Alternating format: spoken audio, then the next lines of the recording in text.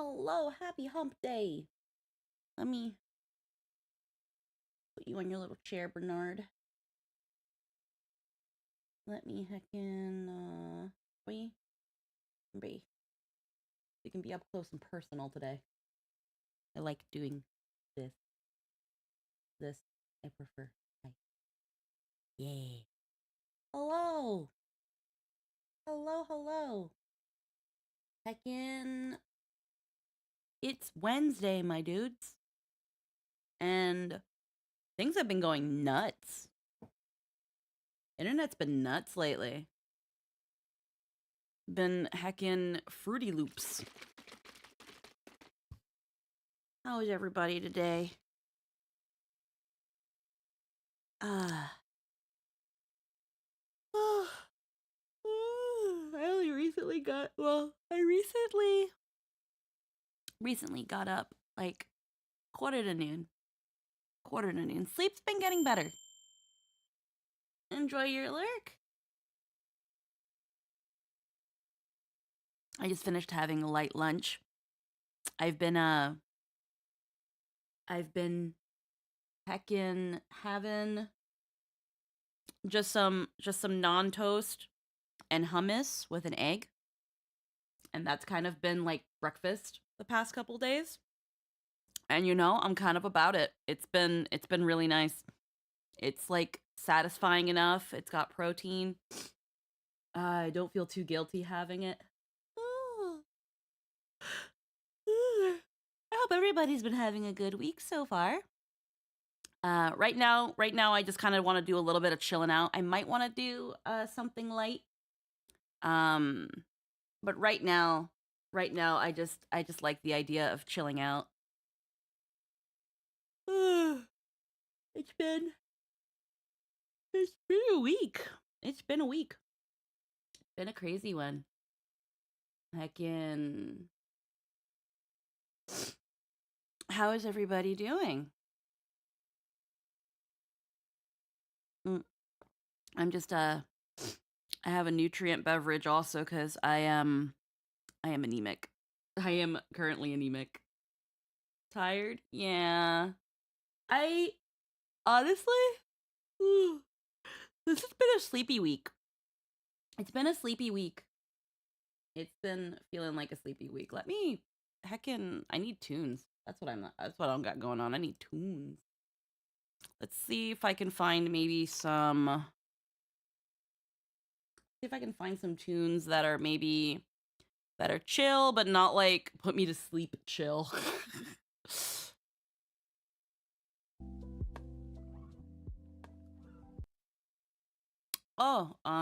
Or I grabbed a robe to like freaking get. Oh,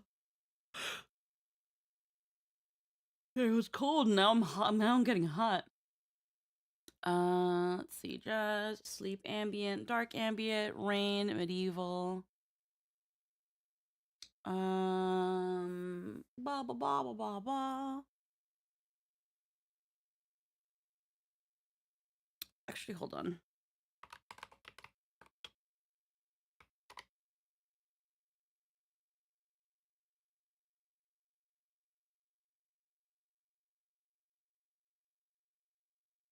Medieval lo-fi.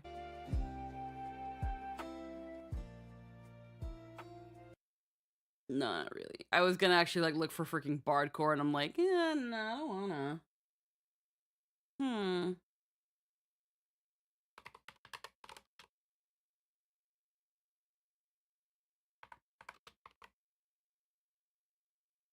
Holy fuck, work got stupid crazy in the last hour. Oh, we seem to have caught you in medio suavemente.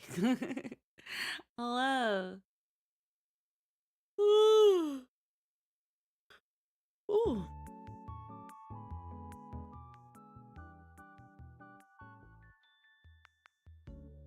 There we go. I like this. This is cute. Kukui Ganon. I like this. I'm gonna save this.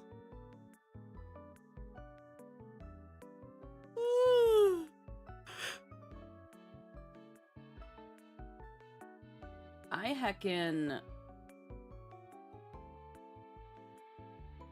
Wow. Oh. I might want to do this one, actually, after.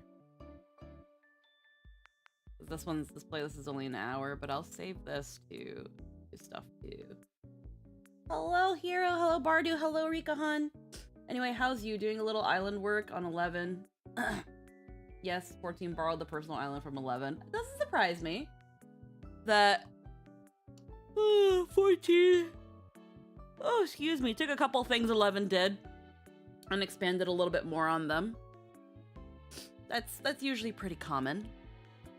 That's usually pretty common. That's not out of the realm of possibility. I'm doing all right, though. I'm doing all right. So people who don't like the island can blame 11. Ah, well, it's fine. I liked the island. It just got a little bit repetitive too quick. But again, one way to get the island going quicker was to use the mammoths.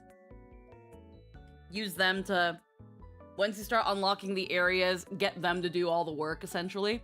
Just gather the materials so that you have them logged, and then let them do everything, because at that point, that's what it's for. Especially when you consider that all, like, the little recreational facilities, all the little, like, amenities, it's all for them anyway. So the island's more for the mammoths than for you. How's the elbow doing? So here's a really cool thing, because I've been trying to keep up on my physio, so I've been doing really well. I can, albeit it's a little bit awkward, I can touch my face, kind of. I can't keep my hand up for long, but I can kind of touch my face. I can touch the top of my head.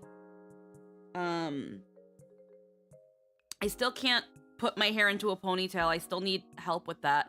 I was able to fandangle like a hair clip to keep my hair up, but I can kind of touch my face. I can touch the top of my head and like other parts of my head. Obviously, I use my movement to help.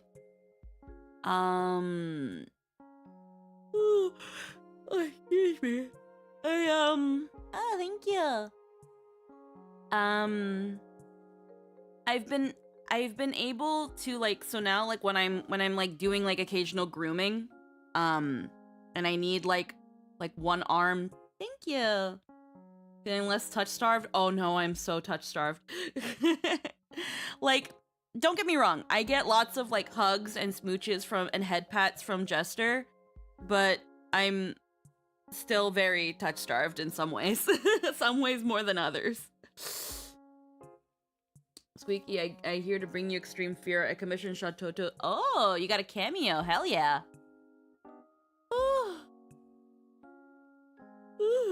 Oh, excuse me. Yeah, I'm not super duper awake, but yeah, no, I'm like Jester's been being absolutely lovely and taking care of me, but I'm generally a little bit touch starved in certain other ways. I don't want to get into that. It's a little naughty. It's a little naughty. But God forbid I start bouncing up and down, people start thinking I'm getting piped on stream. But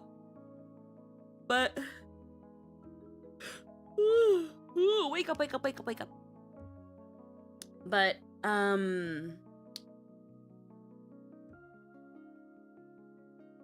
a maid such as I can turn humor up to 11. Tell me now, do you know of 6 and 7? Hat.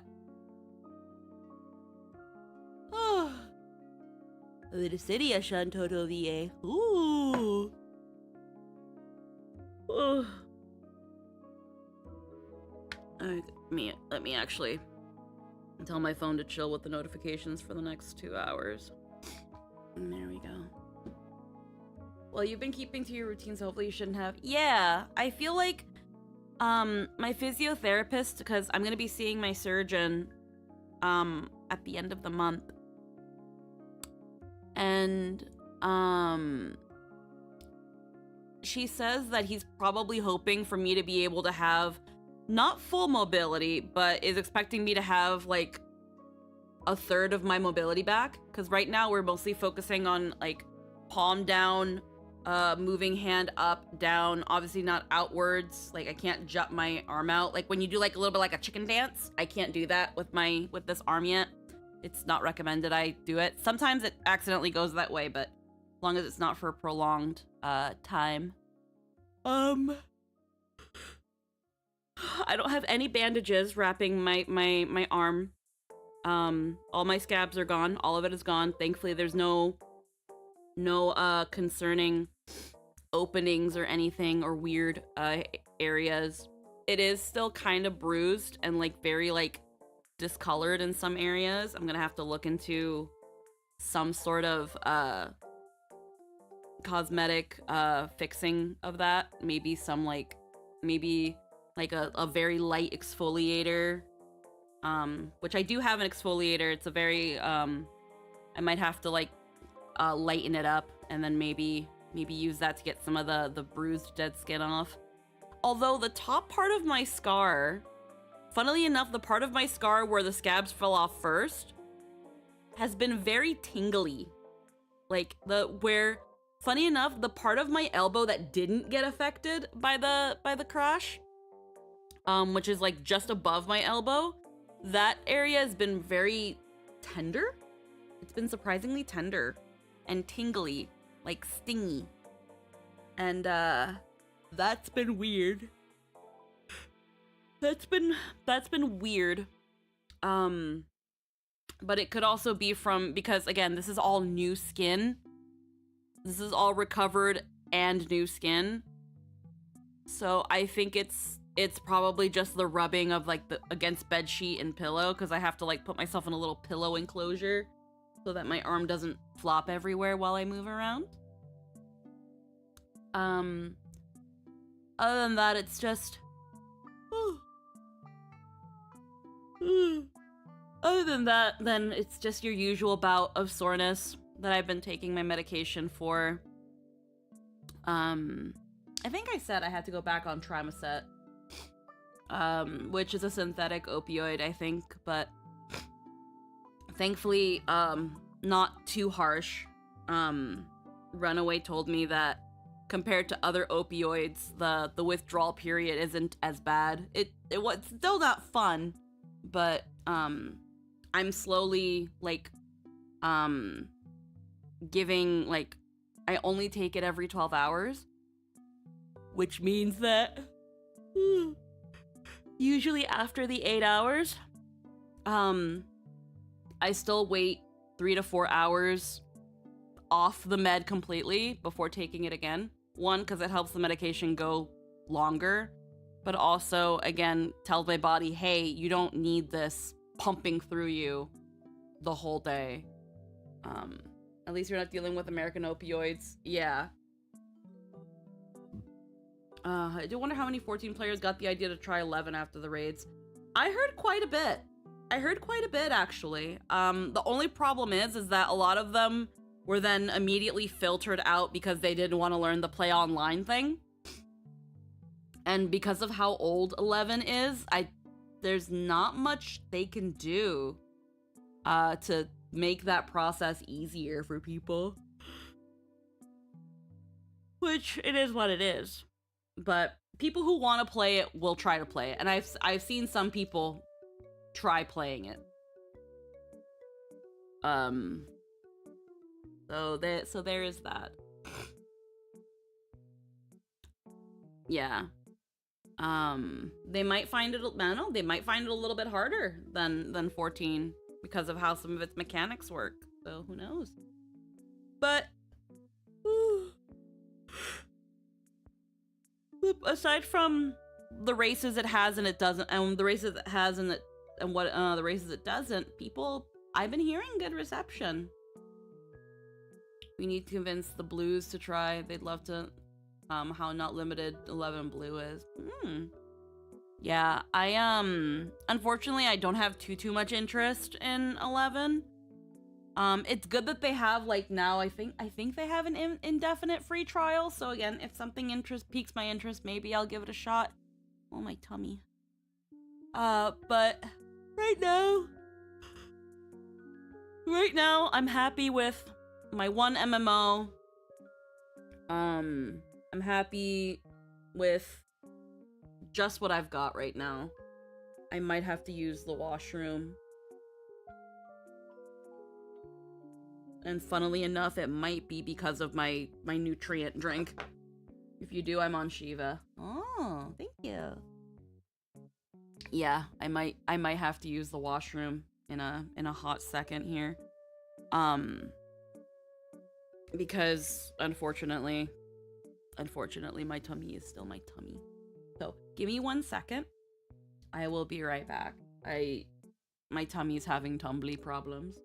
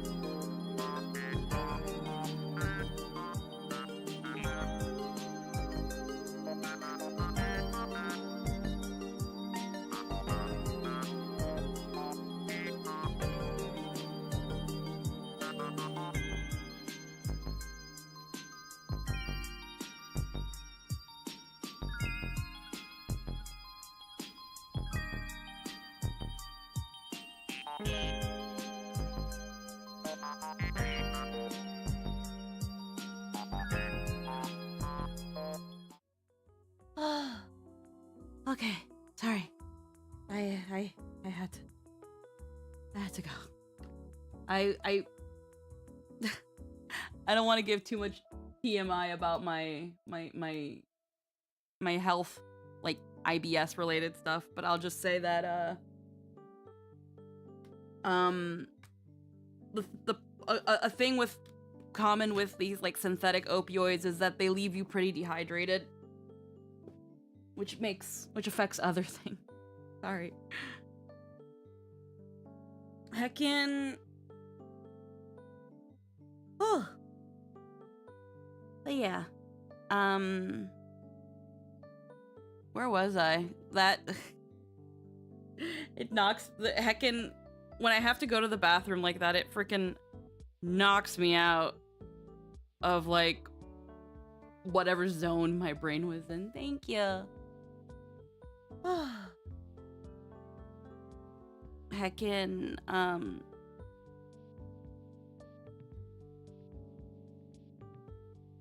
I hope people are excited for Gilligan's Penance tomorrow.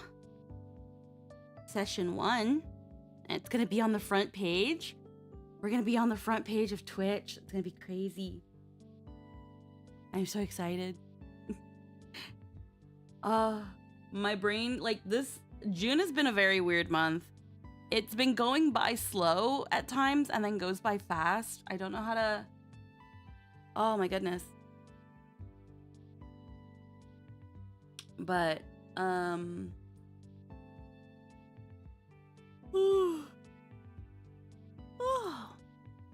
yeah. I am very excited to play Lilia again.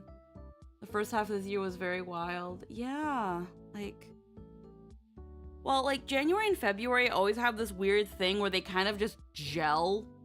They just gel and just, like, bleh. The first 2 months of the year is always just, like, blehs out. Very slowly.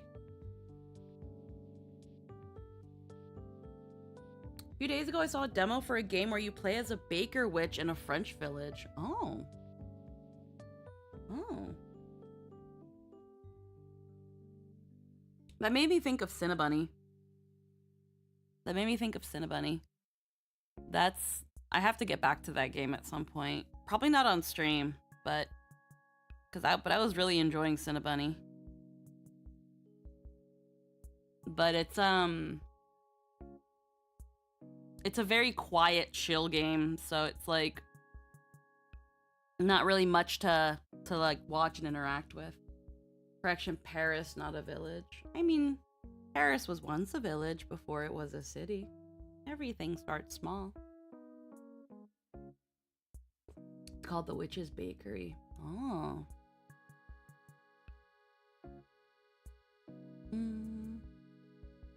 I have too many games I need to play. I have too many games. We still have to play Expedition. We still have to play... Honestly, I don't even know if I want to play Baldur's Gate 3 on stream. I feel like it's been so long since that game has been out that I don't think anyone would care. And that's okay. So I don't think... Also, it's a huge game. I'd have to... Just because of how I feel about, like, how much space I'm using on my PC, I would definitely need to clear space. Like, one good way to clear up space is actually by deleting, by removing Rebirth. But then, I originally... I wanted at some point to do Gilgamesh Island, but I haven't... I'm only now, like, again, I've only, like, as of, like, this week been more comfortable picking up a controller, but I don't think to the extent of playing a game like Rebirth. Or, like, doing anything. Like, I don't think I could still play Warframe with any confidence.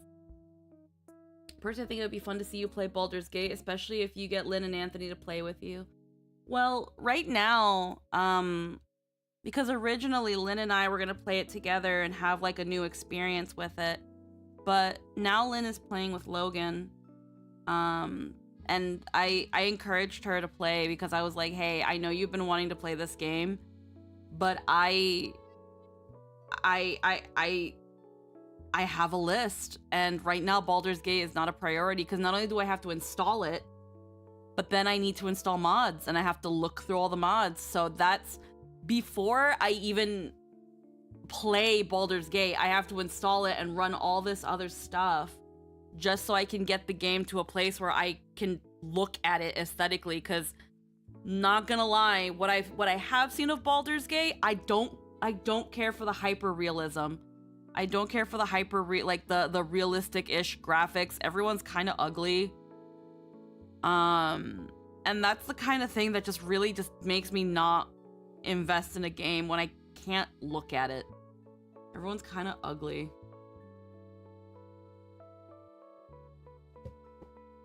Yeah, I've heard. I know Baldur's Gate 3 has a mod manager, so there's that. I mean, the bit that because here's the thing, I'm still, for the little bit that I do know about Baldur's Gate, or Baldur's Gate 3, I still want to keep my experience as blind as I can. And thankfully, I've been able to keep things as blind as possible. Which was why when because Logan had extended the offer to me to also play with him. And he was like, oh, well, like, you can play with me and then just do a whole new character and play a new run on stream and it'll always be different. And I'm like, no, I don't want to do that. I don't want to do that. When I play games, I want my first experience to be with you guys.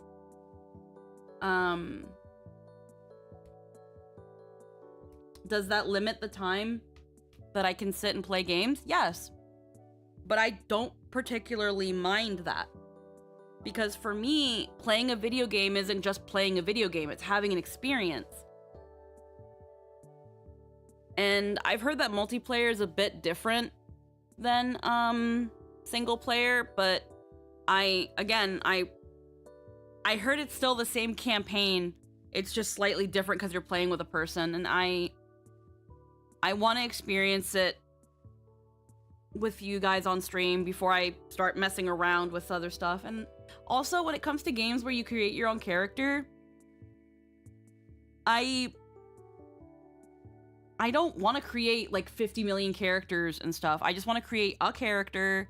I want to play as the character, and then that's it. I don't want to do like 50,000 playthroughs. I mean, maybe if I ever do play Baldur's Gate, that'll change, but right now I kind of don't. And based on my own experience with 14, multiplayer is incredibly different from vibes and shenanigans. I wouldn't know about plot. I heard the plot is still the same, but I don't know. Again, I haven't played it yet. I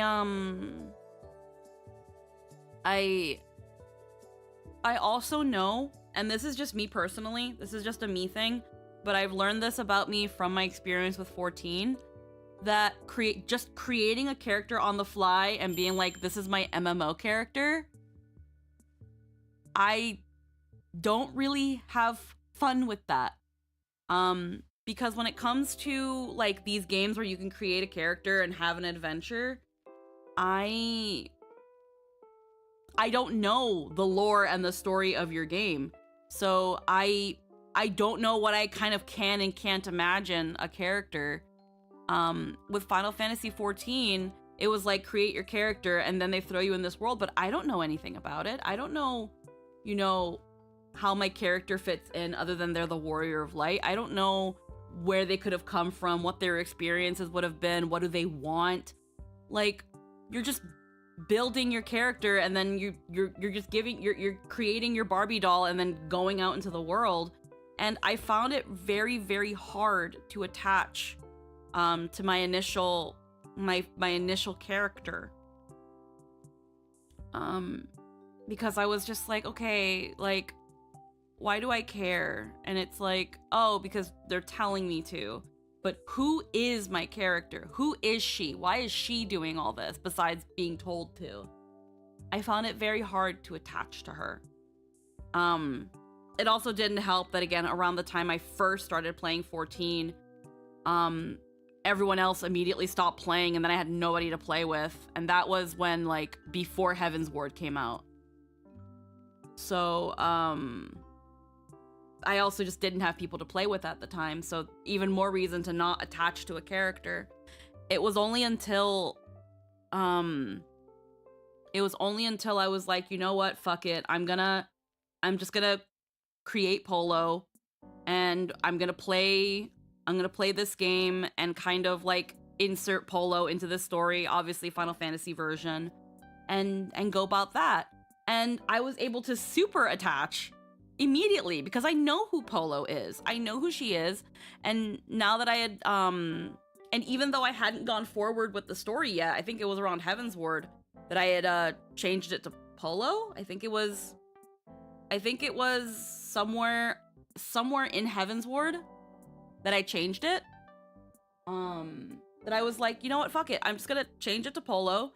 I know who Polo is, so personality, wants, desires, likes, dislikes, I can already kind of figure that in. And then, you know, I know a little bit about ARR now, so let's build a little foundation of the story that I couldn't really find myself being bothered with my initial character. And it was just so much easier to kind of jump off that platform. And I also feel like with Baldur's Gate, I'm going to have to do something like that. I'm going to have to grab one of my pre-existing characters and kind of, you know, like, fit them into, like, kind of, like, play with them a little bit, and then kind of, like, be like, okay, now what if this character was in this scenario? I know my character, I know what they're like. Now I'm going to put them in this scenario of what if they were in this kind of world. And I find that a little bit easier. I think too hard when it comes to certain things. And that's my own issue. But at least in games where you have to create your own character, and then they also low-key make you a silent protagonist, I find the easiest way to enjoy them is to just pick one of my current characters and just slot them in the space. It's also kind of why I don't care for silent protagonists, because it's like if you're going to give me a doll to play with, like, make your doll interesting. That's why I'm kind of like, I don't know. At least with plot-heavy games, it's just like, you know, I don't know. Maybe Baldur's Gate will be different, but that's if I ever get to play it. But yeah, if I choose to play Baldur's Gate 3, I might just make it a solo experience. I might just do it by myself. Because my thing is, I wanted to experience it with somebody who also hadn't. And I wanted to do it with somebody who hadn't played yet. And I want to keep that blind experience, so if I don't have anybody, then I'll just do it myself. So it can be different depending on how you play, but that couldn't just be my experience with Baldur's Gate. Yeah, I don't know.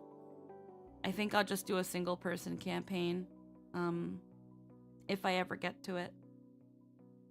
And either I'll create Polo in Baldur's Gate, or I'll take one of my other characters and import them in. I'll see. It depends on the mods I find too. If I find mods that I'm like, oh, this hair look would suit this character, or maybe this, then maybe that'll work out. But then I guess games like Dragon Age don't pique your interest, align with your RPG style. What I've seen of Dragon Age doesn't interest me. Again, I'm also a little bit, not a little bit, I'm pretty darn picky. I'm really picky with graphics when it comes to a game. I don't like the hyper realism. I don't like the I don't care for the more realistic, the more realism looking characters. Like, so one of the reasons I don't like a lot of AAA games right now, especially games that depend too much on like mocap for stuff, is because they love doing this thing now where the characters of the game look like the actors that play them. So one of the reasons, like, I enjoyed Breaking Dawn because Breaking Dawn was really just like a movie that lets you press buttons. But at the same time, what I didn't like about Until Dawn was that I was like, that's just Hayden Panettiere. That's Hayden Panettiere, that's that actor, and because of that, it completely took me out of the story. It just doesn't feel like I feel like I'm watching a movie, and usually with a movie, it's like I kind of just, sometimes it's a little bit hard to see past the actor if they've at least been established in my head. Like, if Scarlett Johansson ever does mocap and like freaking face stuff for a AAA game, I'm gonna be like, that's Scarlett Johansson. That's Scarlett Johansson, and now I just don't feel immersed. And I know that's a me problem, but I don't want to see real people in my video game, I guess. Like, and it's funny considering I just played Road to Empress, but Road to Empress is a visual novel. I wouldn't call Road to Empress a game. It's a visual novel. And you probably won't like how Brown Origins scenery palette is. Part of it in my mind is how well the actor does doing the voice acting. And here's the thing, in Until Dawn, the actors did a pretty good job. I just couldn't get over the uncanny valley. Knowing that these are the faces of real people, I couldn't, it just didn't feel right. It felt uncomfortable. Like, because at this point it was like, why not just make a movie? If you're gonna like have the actors' faces, like, it just doesn't feel right to me. Like, again, at least with a movie, I can be like, well, yeah, this is a movie. Like, you know, it's a live action movie, so you know, you need actors, and you know, you can suspend a little bit of that disbelief. With a video game, like, I don't have to suspend my disbelief. I can just be like, lol, the world's silly, lol, the logic is silly. But when I'm seeing real people's faces, my brain is like, no, this is not a movie. This is a game. I'm playing a game. I'm supposed to be playing a game. So my brain is like, no, I don't like this. And so I don't think Baldur's Gate does it, but the hyper realism is still enough to get me in this weird, like, am I watching a movie or am I playing a game sort of headspace, which then makes me uncomfortable, which then makes me not want to play the game. I just, like, these are ugly. It's just, it's not visually pleasing to me. Like, then you'd hate Heavy Rain. Heavy Rain is an ugly game. So yeah, that's Baldur's Gate 3 to me is an ugly game. The characters are ugly. And I can't see myself caring about them, let alone getting invested in them if I don't even want to look at them. I just don't. That is absolutely a me issue. I like stylization. I like being able to, like, kind of immerse myself in a different world and experience. And I like when my games are pretty. I like when my games are pretty. And for me, hyper realism, where I can see like every pore on someone's like thing. Like, don't get me wrong, games like Final Fantasy are going a bit too far with this as well, but they at least still make their characters pretty. Other games go a bit too far, and I don't like it. So I don't play them. That's it.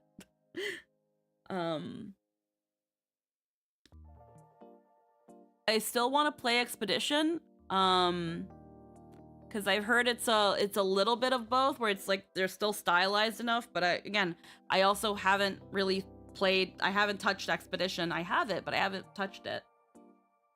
Themes in the 2010s, a lot of major companies went whole hog into photorealism. Yeah, and I don't care for it. I don't care for overly photorealism in video games. It kind of makes me uncomfortable.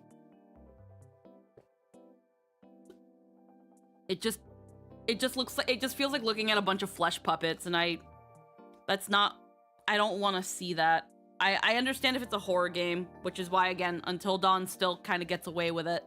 But a normal game doing that shit, I don't care for it. I don't care for it, which is why I find myself leaning more towards like Japanese games in that aspect, because they've found, again, like if you look at Rebirth and Remake and like 16, they've found that balance, that delicate balance, that line between realistic and yet still stylized. You look at someone like Clive or Jill or Sid, and you're like, yeah, this looks like a person, but there's just something about them that is just still like, this is not a real person. Like, there is no actor that looks like Sid out there. That you might come close, but like, or like someone like as pretty as Jill, you know? Like, they made her face that way for her. They're not borrowing an actor's face, you know? That's the thing. It's just like face stealing just feels weird. I don't know. I don't make sense, but my brain is really, really weird about that, and oh, my scar is really itchy. It's, ooh, no. Not a fan. Not a fan of it.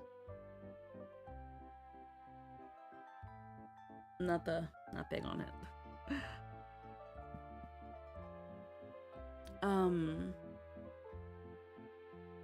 What does Heavy Rain look like? I think I know.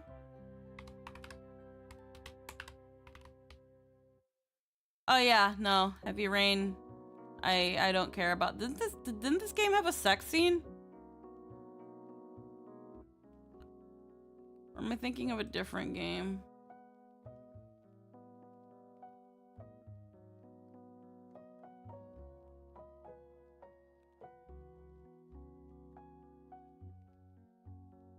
I can't remember. No, you're remembering, right? Yeah, and that's another thing. Like, y'all have seen me already, like, in the very few times they've had, like, little, like, insinuations of a sex scene, or, like, the early bits, and then, you know, we fade to black. I'm just like, oh, oh. I become a freaking pearl clutcher. I start freaking getting the vapors like a nun. So, yeah. So yeah, if and when I play Baldur's Gate 3, it's probably going to be by myself. And that's okay. It'll be a solo experience. It'll be a solo stream. For as long as that goes. Because as far as I know, everybody else I know in some way has played it, or seen someone play it. So I wanna be blind to it. So that's it.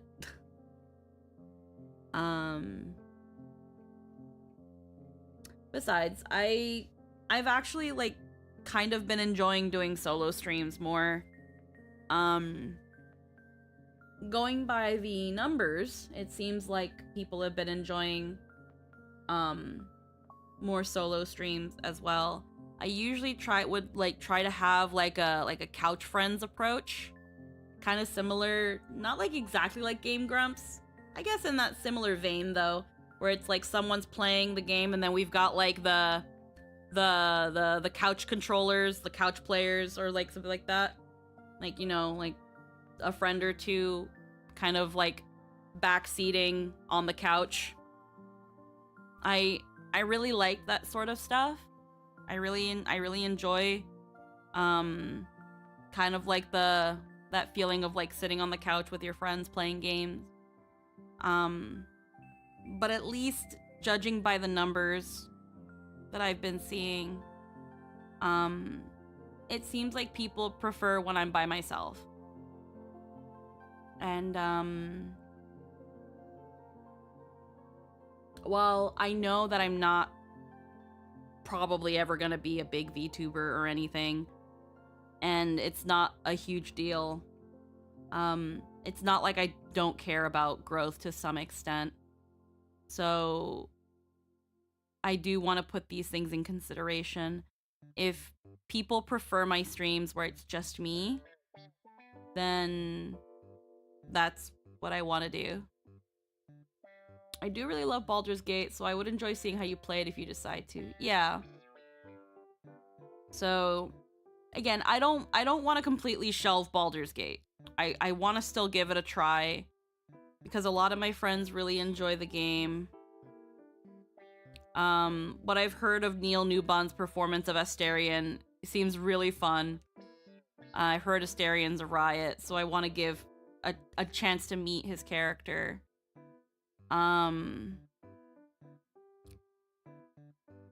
But it's probably just going to be a me stream. So there's that. Heckin'. What other games do I have on my... Let's look at my Steam library, because again, I have so many games.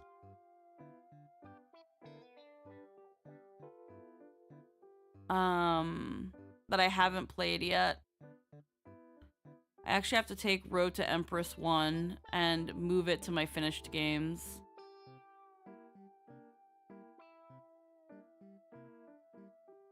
Funnily enough, I can uninstall it. I can uninstall it now and then move it to finished games.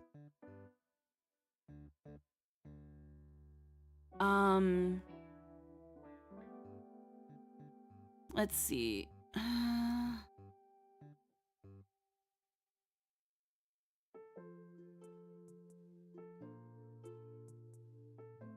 Let's close my finished games.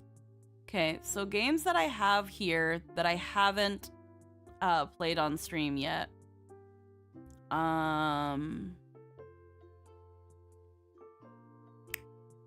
We've got a couple visual novels that were gifted to me a long time ago.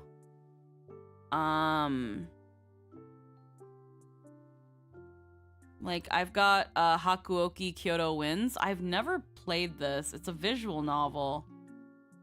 But I don't know if... I think it's an Otome game.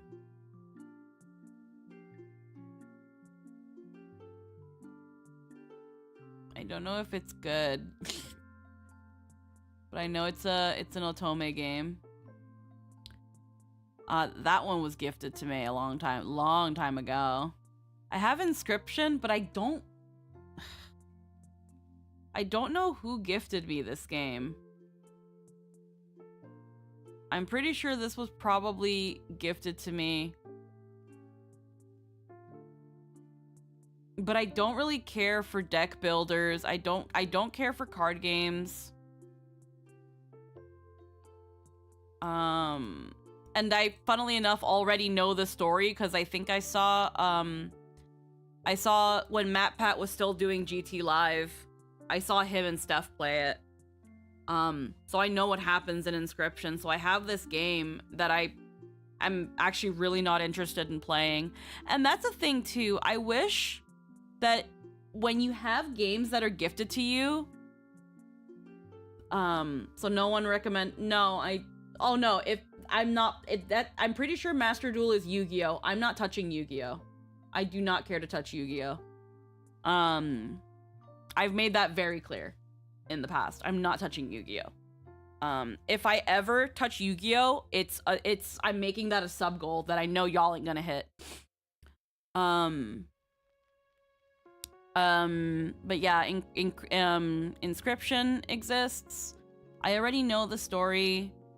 I've heard it's good, but I don't care for card games. So I have this game and I'm not interested in it. And I think what sucks is that if I want to get rid of the game, I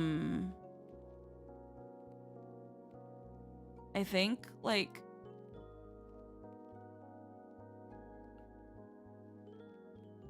I wouldn't even know how to get rid of the game. Like, I think The Last Remnant would be a fun try. It's a Square... I've heard of The Last Remnant. Jester told me about this game. He said it's awful. He said it's awful. He had bought it with a friend for like $5 at GameStop. And they played it and he was like, this game sucks. I could have bought a bag of chips. I could have gotten a bag of chips for the price that I paid for this game and enjoyed the bag of chips more. So I am probably not going to try The Last Remnant. I've heard awful things about that game. Like, he calls it the bag of chips game. He calls... You can choose to hide it. Yeah, I know, but I don't want it in my library, period. The Last Remnant Remastered.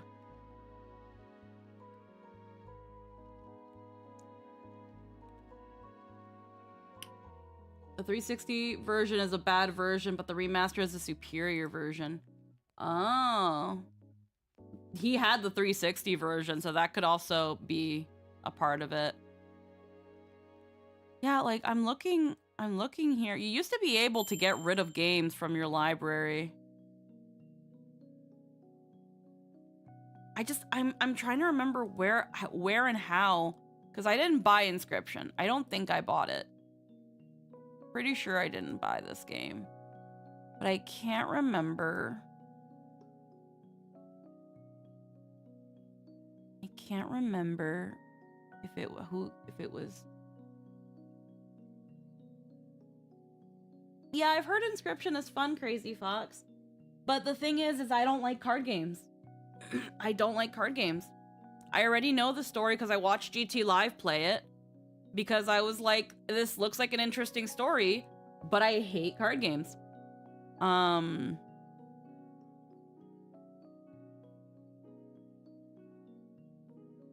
just trying to remember how I got it, because, like, I can't remember.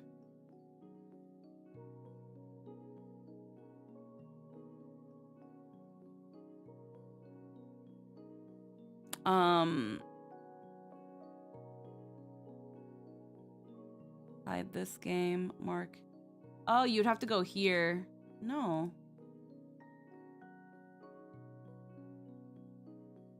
You used to be able... You used to be able to go to Steam and be like, remove game. And they'd be like, you haven't played it and this game was gifted to you. What do you want to do? Because I remember I was gifted a game a long, long time ago. I don't even know why I was gifted this game. And I was like, no, I don't want this game.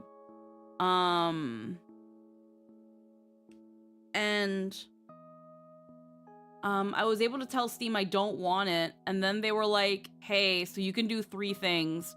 You can either keep the game and just hide it. You can delete the game and get nothing. Or you can delete the game and the person who gifted to you gets the money back.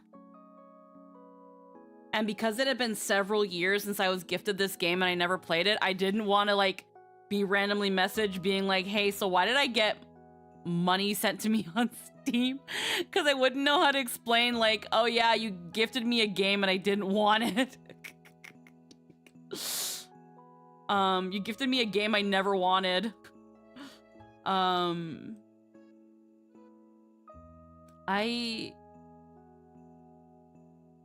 have this game called Thief 2: The Metal Age that is also one of said games.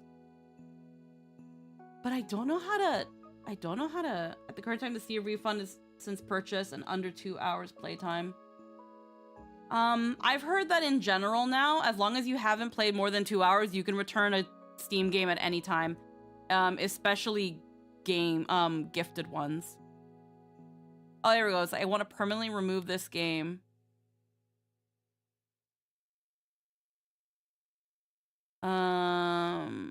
You are not asking for a refund. If instead you want to request a refund, please select no, and then...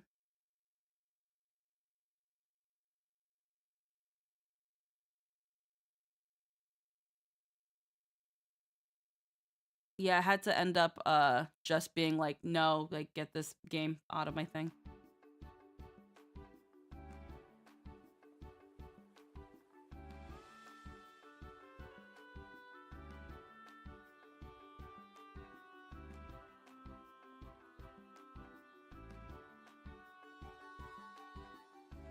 Yeah, it says here, oh. Yeah, it was 2 years ago. Received as a gift or in a trade. Yeah. It's just too much trouble to try to get it out, so... Maybe I'll just hide it. How do you access hidden games?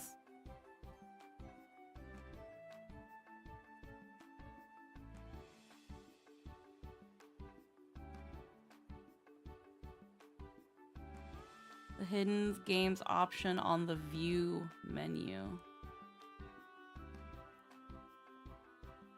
Okay. Yeah, I can just hide it then. Yeah, I'll just hide it. I'll just hide it then. Just came back from the Amazing Digital Circus? Ah, how you been? I've been alright. Again, my, arm-wise, it's only in a really awkward position. Like, I can touch my forehead, and, like, that's all I can really touch of my face for now is my forehead. And I can touch the top of my head with my arm. And I can only keep it up there for like a couple seconds before it starts to be a bit too painful. All the scabs are gone, so there's no like hard crust on like my arm. It's still pretty sore. And my scar has been really tingly. The incision area has been very, very tingly. And like at times itchy, but it's trying to fight that. It may be awkward, but I feel like they might appreciate the refund. The problem is that I don't think I don't know. I don't think I can.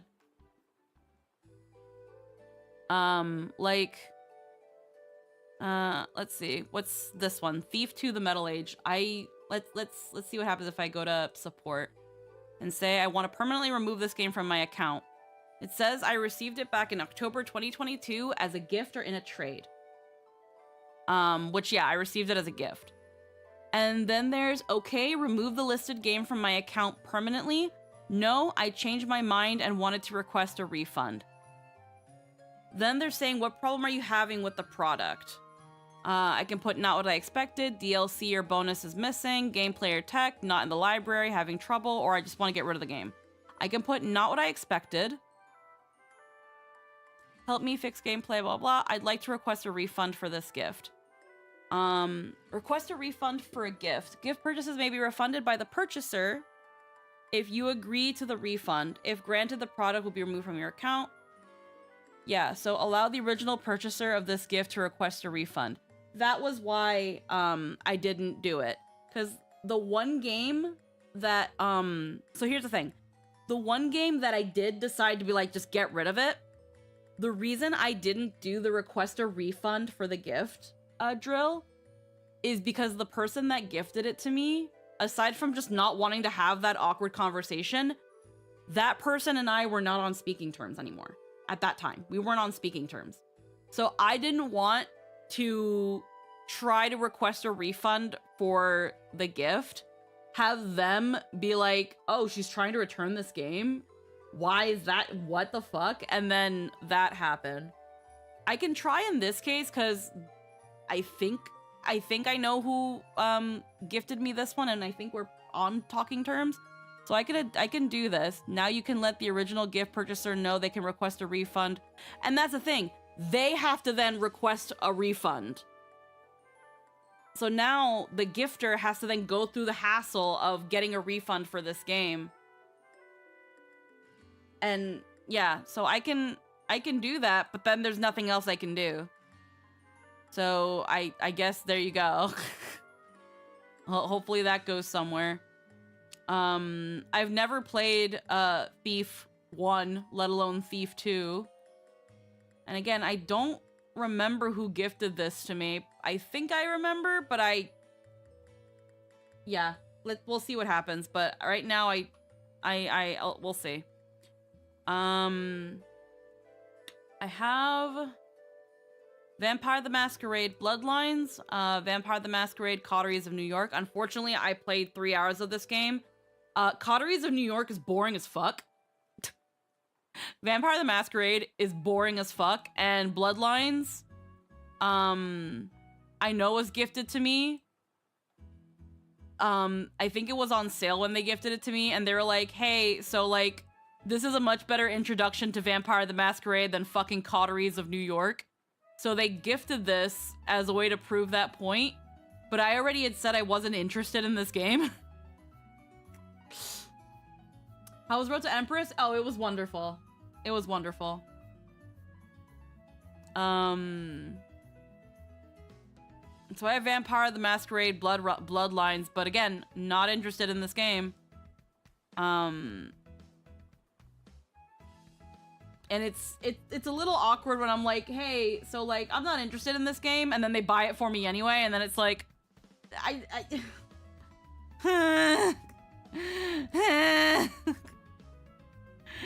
why not listen to me? Was one of the first games to use Valve's Source Engine for some little trivia. Oh. Oh wait, did I buy this? Did I buy Bloodlines? Yo, I bought this shit. Give me my money back. Give me my money back. Give me this shit. I don't want this.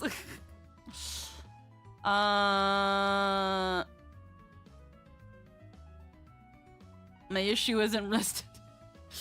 Oh, like, wait, I bought this? How dare I buy this for me? I don't even want it. I think I might, if I bought it back in 2020, apparently. I guess I might have bought it to like give it an honest try and then just did not care. No. Give me my refund. Get my money back. All right, we'll see what happens. Even if it ends up just being in my Steam wallet, I'll fucking take it. Money's money. Get this out of my library. I don't want it. I think I bought it because the person who told me that Coteries of New York sucks was like, play Bloodlines, and I think I bought it apparently for $10 back in 2020, so it was on sale. So I was probably just like, okay, fine, I'll grab it and I'll look at it later. And then I looked at it later and then said, ew, and then just was like, you know, maybe I'll change my mind, and then just never did. How would you feel about trying one of the Tales games? So I do have one of the Tales games. I've got Tales of Vesperia. That one I'm pretty sure was gifted to me by Crazy Fox. Now, I haven't touched Tales of Vesperia because I've heard that this is a bit of a grind. This game can be grindy. It is a Tales game, so it's a grind. And that's that thing where I'm not sure if I want to play a grind-heavy JRPG. I've heard it's good. And I've seen these characters I've seen some of these characters. I believe people when they say it's good. I just, unfortunately, if it is a grind-heavy game, I just don't have the time for that. Like, you've seen me grind in games that normally you don't have to grind in, and how much I fucking complain. And I just don't want to bring that energy into my streams. I don't want to bring the energy of me being like, I fucking hate grinding. I hate grinding. And if I hate grinding on stream, y'all know I hate grinding off stream. Because I can't even have a conversation with somebody while I'm grinding off stream. I'm just dealing with this. Tales is not long for everyone, and they are, it's not for everyone, and they are kind of long. Yeah, so this is a game that I feel I would rather put it low on the priority list when I've cleared most of the list. Which, unfortunately, again, there's a list. And it's going to unfortunately be at the bottom.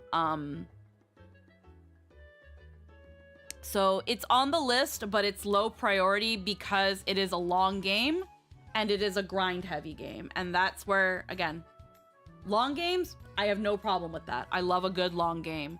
But if the reason it's long is because I'm grinding, you're already losing points with me. Already you're losing points. Fun thing with Zelia and I believe Berseria is that you can actually play co-op. I'm not big on co-op like JRPGs. Again, you're gonna while I'm going through my Steam library, you're gonna learn how pedantic I am when it comes to certain shit. So we'll keep Tales of Vesperia here, but we're gonna, again, she's low on the list.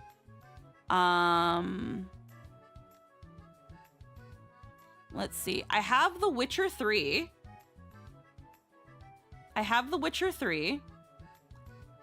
I can't remember if I bought this or if it was gifted. I've heard good things about Berseria. But another thing I keep constantly hearing about Berseria is how hot the pro tag is. And if most of the time I keep hearing, oh, you should play this game, the pro tag is hot. Oh, you start losing me quick. You start losing me quick. If the most of the praise that I'm hearing is how hot the main character is, ooh, you start losing me.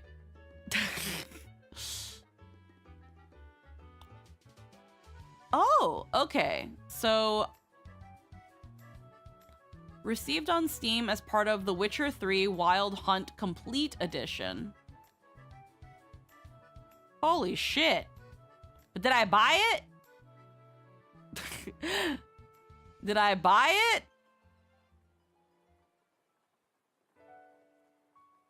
I can't remember if I bought it. It's not telling me if I bought it, because apparently I got the Wild Hunt Complete Edition.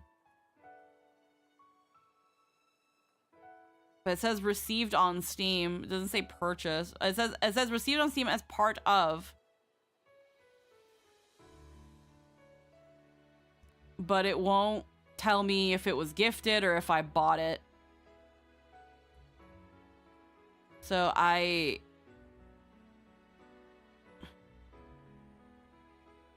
okay, yeah, it won't tell me.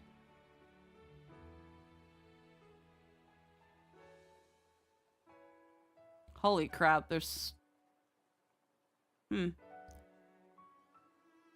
Honestly, looking at The Witcher, it doesn't look that bad to me. It's a little bit stylized. And I heard The Witcher 3 was good. I can't remember how I got it, but I think we'll keep The Witcher 3. I think we'll keep The Witcher 3. That game is on the list. So any people who like The Witcher, that game is still on the list.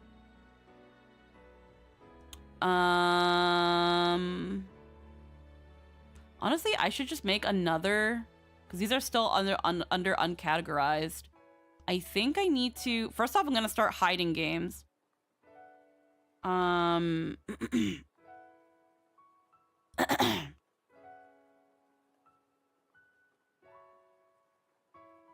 There's a lot of... I just don't know where to start. Fuck. Autobot, the heck is wrong with that message? What? Wait, let me see. What happened? Oh, here, I'll allow it. What did I say? For some reason, it auto-modded it for bullying. That's so weird. I recommend Digimon Cyber Sleuth and Time Stranger as they are amazing, but sadly those games are grindy due to their... Yeah, no, I've heard good things about those games, but unfortunately, yeah, the grind, I don't have the time and the attention span for the grind. I just don't. I just do not. That's that sort... Digimon looks like the sort of game that I would have really, really enjoyed playing when I was... when I was a teenager and had all the time in the world, but not now. That's not a thing anymore, unfortunately.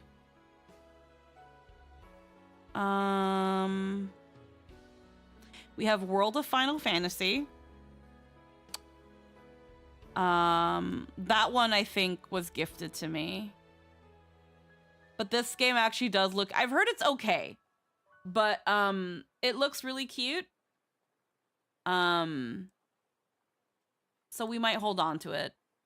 I might give it an honest try.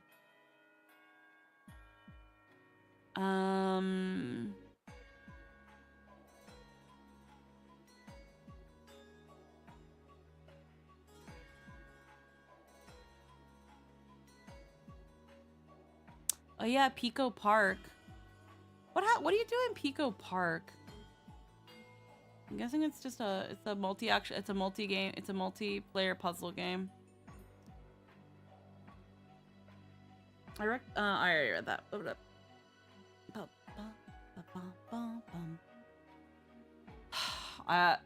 There is Persona 4. There is Persona 4. I don't even remember, like, I remember what I was doing, but I'm just kind of like... Persona 4 sucks. Persona 4 sucks, bro.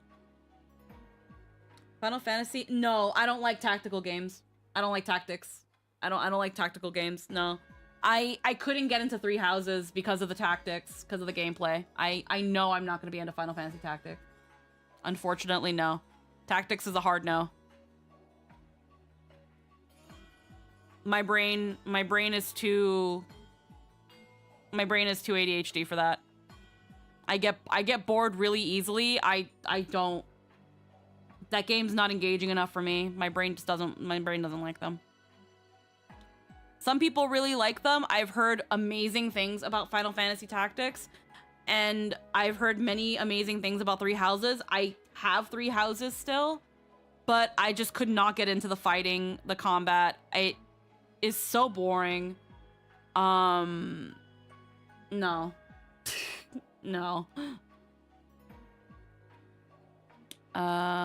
We can put this under finished. I'm done, because I'm done playing that one.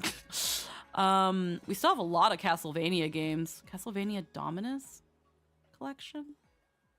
What's in this one? Oh, the DS ones. The DS games. And then there's Castlevania Anniversary, which has, like, the really OGs. And then the Advanced Collection, which we finished Circle of the Moon, but then we were in Harmony of Dissonance. I might go back to Castlevania. I have a recommendation, but it's in early access. Dead as Disco. It's a Street Fighter and Dance Revolution had a baby. Dead as Disco. So here's... I don't like fighting games. I don't like fighting games. I'll give it a look in the store, but I don't like fighting games. It has a demo, apparently.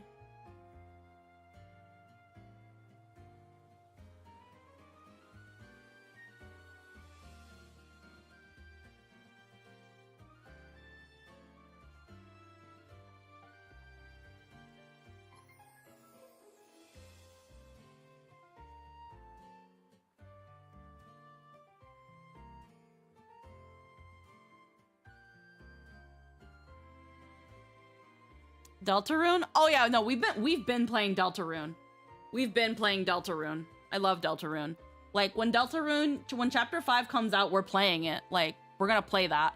So no, Deltarune, we've played Deltarune on this channel.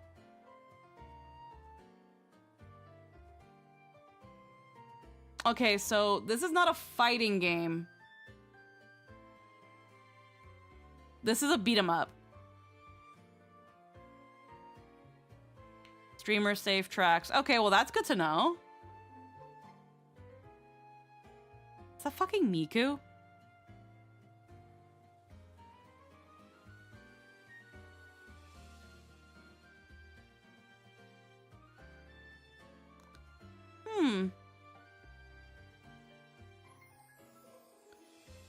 Yeah, it has Miku songs. Ever played Hi-Fi Rush? I've heard good things about Hi-Fi Rush.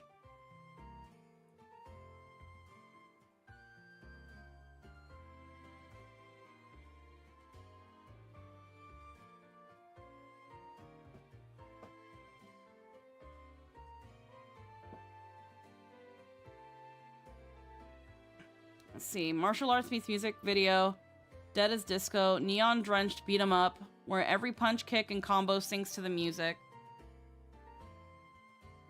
Okay.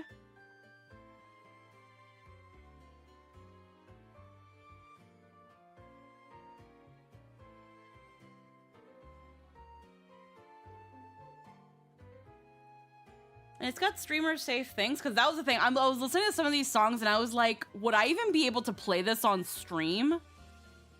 But no, it's got, it looks interesting.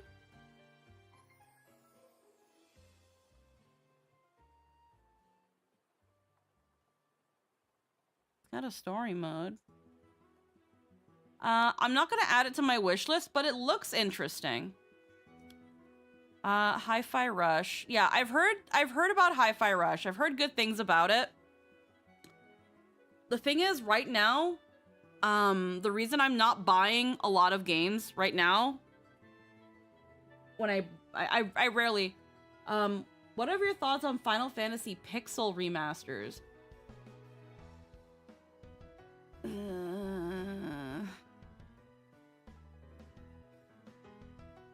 Let me think one at a time before my brain gets a little overwhelmed. So looking at Hi-Fi Rush, I've heard good things about this. I actually talked a little bit with Lily about this. We were like talking back and forth about game recommendations. And she was actually like, I think Hi-Fi Rush is something you'd enjoy. And I'm willing to give it a try, but right now, again, there's too many games on the list. There's too many games on the list, and the more games I add, the less likely I'm going to get to it. Will that grown answer the question? Yeah, so Final Fantasy Pixel remasters. So if by that you mean like the OG, like 1 to 6, I'm gonna be real with you. They have the same thing. They are one of the, how do I word this? I'm not going to shit on these games because they're classic, they're beloved stories. But the problem with the old Pixel games remasters is that that's all they are. They're Pixel remasters, and the games themselves are grind fests. They are also grind fests because these are older games. Back then, you know, you can only make your game so big. And if you wanted to make the player feel like they were getting their money's worth or that the game was hard, they would have these moments where you'd have to stop everything that you were doing so that you could grind. And again, I don't want grindy games. I don't want grindy games. I don't mind a little bit of grinding if it only takes like half an hour to an hour of my time off the thing, but I hate grinding. When it comes to watching game streams, I'm pretty sure that we can have a general consensus. Nobody likes grinding. I don't like doing it. Y'all don't like watching it. So why would I want to bring that? Like I become a horrible person when I'm grinding because I feel like I complain. I feel like I have nothing to say. I feel like I'm at the most boring when I'm grinding. It feels like everything just stops, just gets to a halt, and nobody has fun. And as a result, I would rather just avoid it. That's why RPGs can be really hit or miss at times when it comes to playing them. That's also why whenever I do play RPGs, I'm fighting everything as I progress, because it sucks when you do that and then you're still not ready and you have to start going backwards. Because it's like, I want to move forward. I don't want to go back. I don't want to go back and forth between rooms to freaking... to get my numbers up. I just don't care. How about working through the Castlevania games first? That's an idea. That's an idea. So we do have quite a couple Castlevania games. Again, we have the Advanced Collection. I might have to restart Harmony of Dissonance just because I do not remember where the fuck I am in that game, but I know we beat Circle of the Moon. But I might have to restart Harmony of Dissonance simply for the fact that I do not remember where I was, what I was doing. Like, I don't remember shit. This was when I was, like, cycling 3 games on Saturday, and it... yeah. So we might have to restart Harmony of Dissonance. Fallout New... I do not care about Fallout. Do not care for Fallout. I am not interested in Fallout.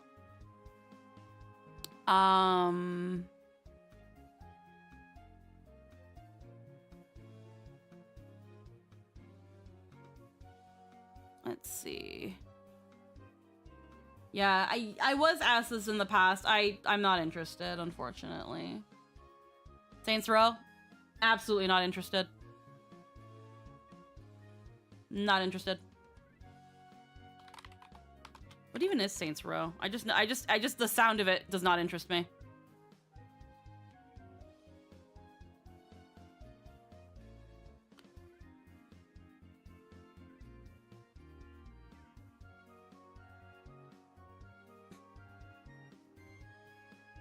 This looks like a diet GTA with... This looks like diet GTA. No, thank you. Yeah, no, thank you. Not interested.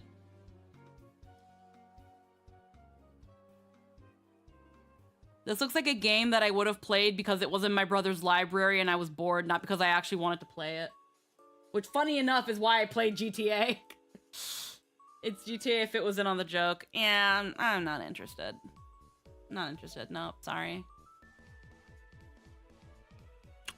Let's see.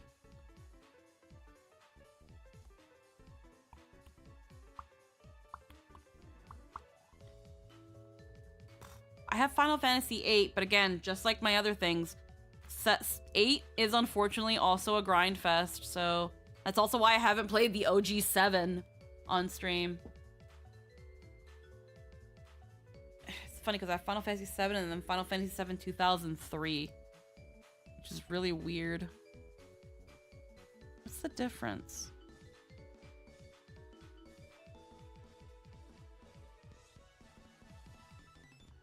Ow, it stings. Ooh, it stings. Ooh, it stings.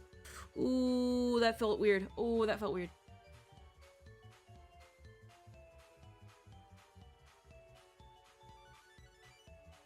Also has a bunch of 80s music in it.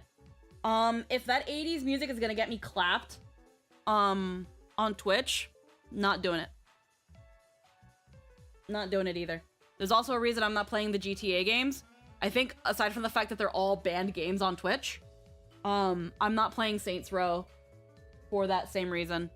I'm not going to risk getting my my channel banned for playing a game I'm not even interested in. Sorry, not doing it.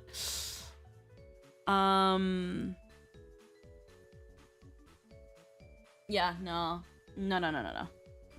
thank you. Sorry, no, thank you.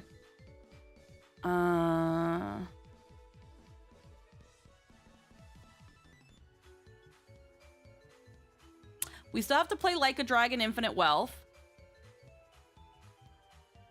We have... Hold on. Let me create a category in my Steam library. My tummy is being a little funny again. I know how to do this. Add a collection. just gonna call it the list.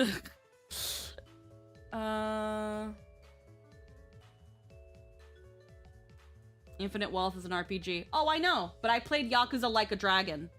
I played Yakuza Like a Dragon, and it was not really that grindy. And the only time it was grindy was in the stadium, and the stadium didn't feel like a grindy. It felt like a battle tower, and I'm fine with those. Like, there's a way to make your grinding fun and not feel like grinding.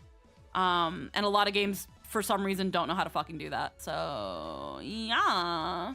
Okay, so, the list. We're gonna put Baldur's Gate 2 to the list.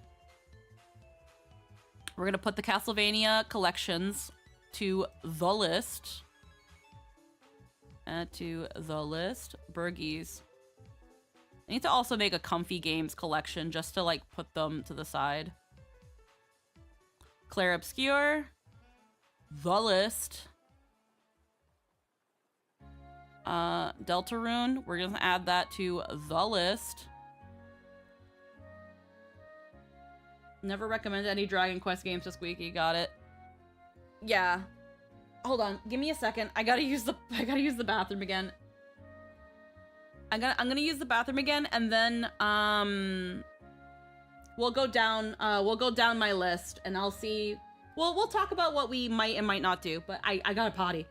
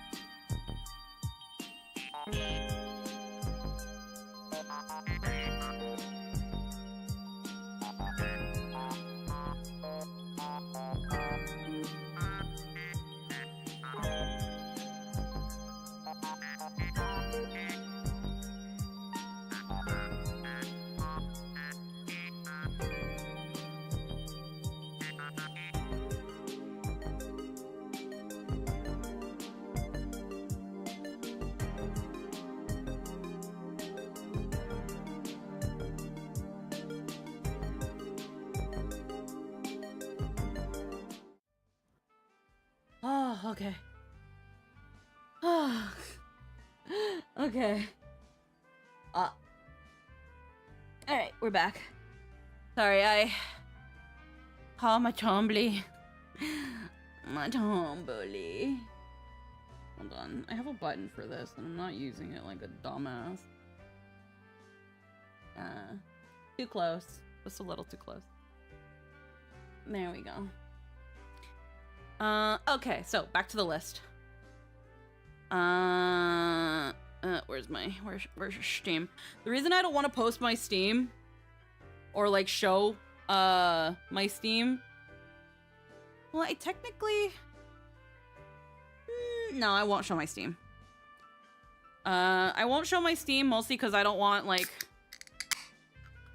to accidentally like make people think they can just send me invites and stuff. Or potentially put my account at risk.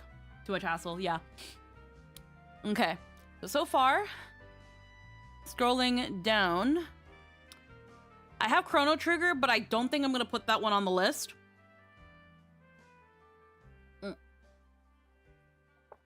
Not right now, because that's an old RPG, and I think it's also grindy. I've heard really good things about Chrono Trigger, but oh, excuse me. But unfortunately, in people complimenting Chrono Trigger, I've also seen people shit on Chrono Cross. And I have played Chrono Cross on stream before, and I love Chrono Cross. I think Chrono Cross is amazing. And I don't accept Chrono Cross slander in my house, so Chrono Trigger is still in the corner by proxy. Love Chrono Cross, it's one of my favorite games. We have Fatal Frame, Mask of the Lunar Eclipse. We'll put that on the list.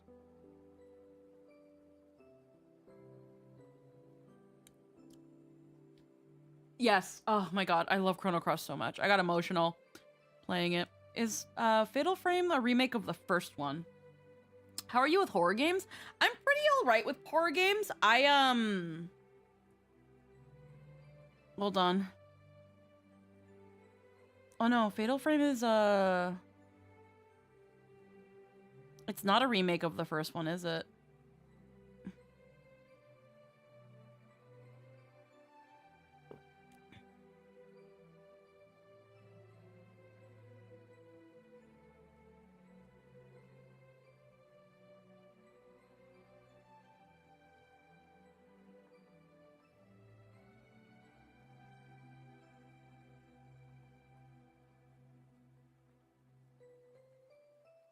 Yeah, I have Fatal Frame, Mask of the Lunar Eclipse.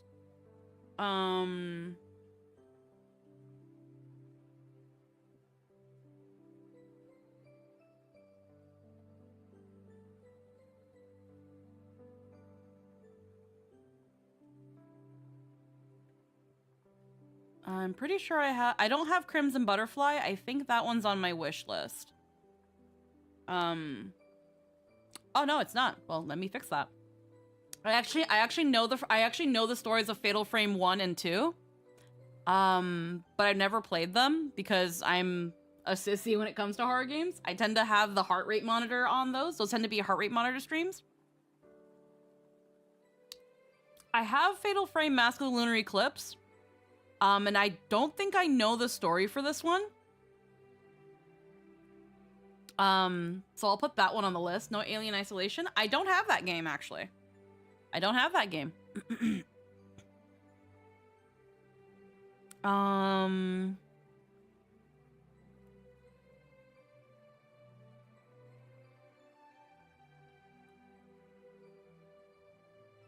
Infinite Wealth. Let's put that on the list.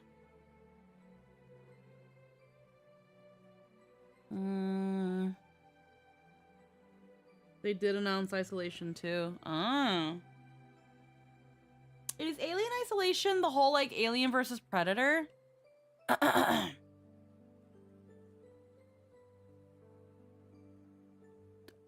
have mouthwashing. I can put that on the list.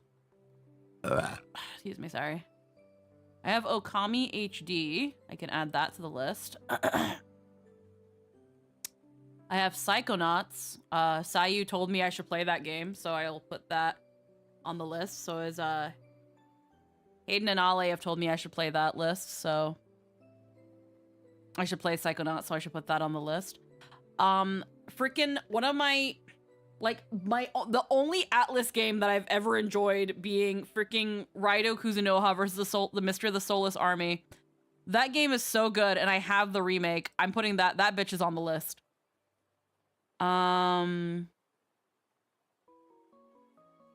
Put Tales of Vesperia on the list. Just so I can get a definitive the list. Witcher. Wait. The Witcher onto the list. World of Final Fantasy onto the list. And then I have Yakuza 0. And I will add that to the list. Oh, and Zone of the Enders, second run. The second runner.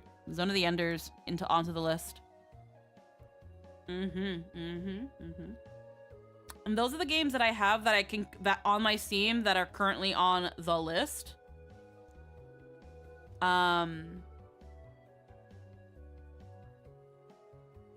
That's not counting games that I can't play on Steam.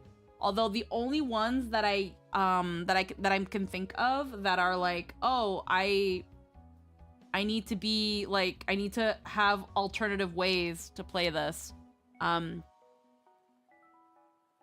Those would be the Kingdom Hearts games, which again, Kingdom Hearts 3. And then the other Xenosaga, the 2 Xenosaga games that we're still missing. We still have to do that. We still have to do those. So they're on the list, even though they can't be on the list. Do you know about Star Wars Knights of the Old Republic? Yes, but I'm not interested. Okay.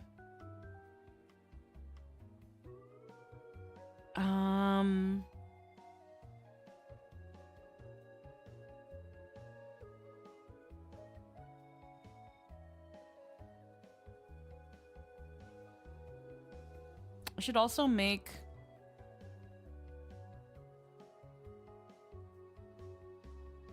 I should also probably make a... Why is my brain not working? First off, Piku Niku, I can actually uninstall this now and put it to finished games. I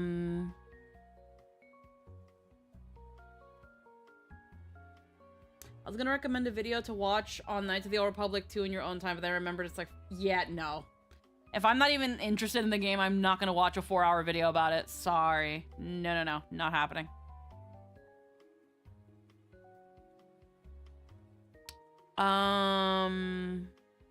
After Image. Yeah, I have that game. Add to the list. I'm not gonna add romance visual novels onto this. Pizza Tower? I actually don't have that game. Dead Island. I remember this game. Wait a minute. Is this the one I'm thinking about?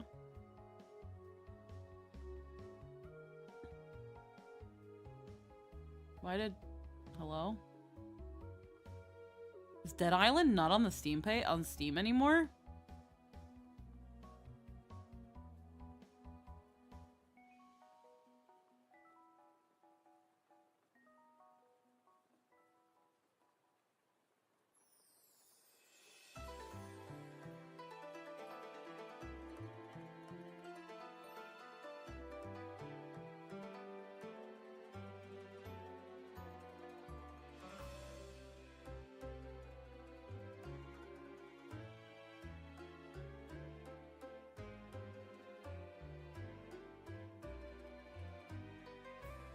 Yeah, no, I remember watching Lily playing Pizza Tower. Like, again, I've been watching Lily when she was only an art streamer. So I've been watching Lily for a long time. We actually already played all of GU. We've played all of GU last recode.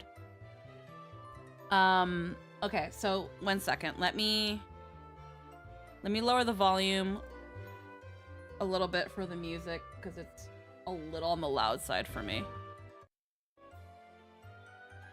Okay, so what do you think of Adelie? I fucking love... Here's the thing. I've known about GU for a long time. I've had the manga. Adelie is my favorite character. I love her. I will not accept Adelie slander in my house. I have been a huge Dot Hack fan for a very long time. I have been watching since Sign. Dot Hack is one of my favorite games. My favorite genre or like thing. Unfortunately, I never got to play the original quadrilogy. But I love Dot Hack Sign. I love Dot Hack Roots. I have the GU manga. I love the GU movie. And I had always wanted to play the GU games because I love Adelie. And we actually played all of GU Recode. We played it a while back. I love that game. I love them. GU was a little bit different than what I was expecting. It's kind of they're kind of all a little bit samey in terms of like the tournament and all that. But once we get into the plot, it's so good. So now. Yeah, the tetralogy a long time ago. Yeah. Entrance is okay. I like Entrance. Again, I would say my least favorite characters are Sakubo. Saku and Bo. More dislike Saku than Bo. Don't super care for Alcade. I feel like Alcade was overhyped as a character. I love Haseo. He's a fucking idiot.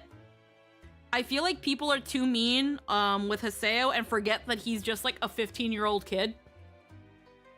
I feel like people are way too mean to Haseo. He's an idiot in a lot of ways, but he's a dumb teenager. And I feel like the people who are the meanest to Haseo are like people that are holding him to the standard of an adult, when again, he's a child. And then yeah, people I guess don't like. I think he did I think all the voice actors did an amazing job. Like I think the voiceover still stands up pretty well. Yeah, and that's people that hate Haseo because he's voiced by Sasuke is we don't listen to those people. Those aren't opinions. And those aren't opinions I care to listen to.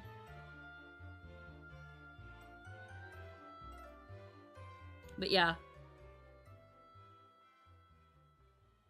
I really enjoyed GU. We have the VODs for all of those up on the VOD channel. We played every single game. In the GU Recode.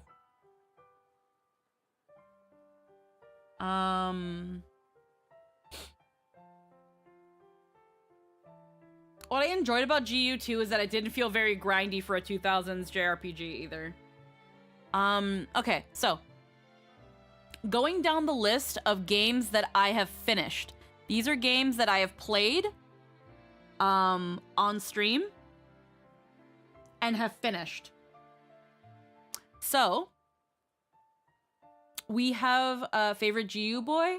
I would probably say Haseo. Endrins, unfortunately, doesn't really do it for me. I like his character, but he doesn't do it for me.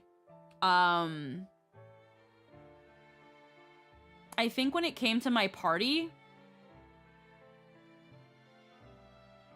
I'm trying to remember my party. My party was, I think, mostly Adelie and Endrins. That's it.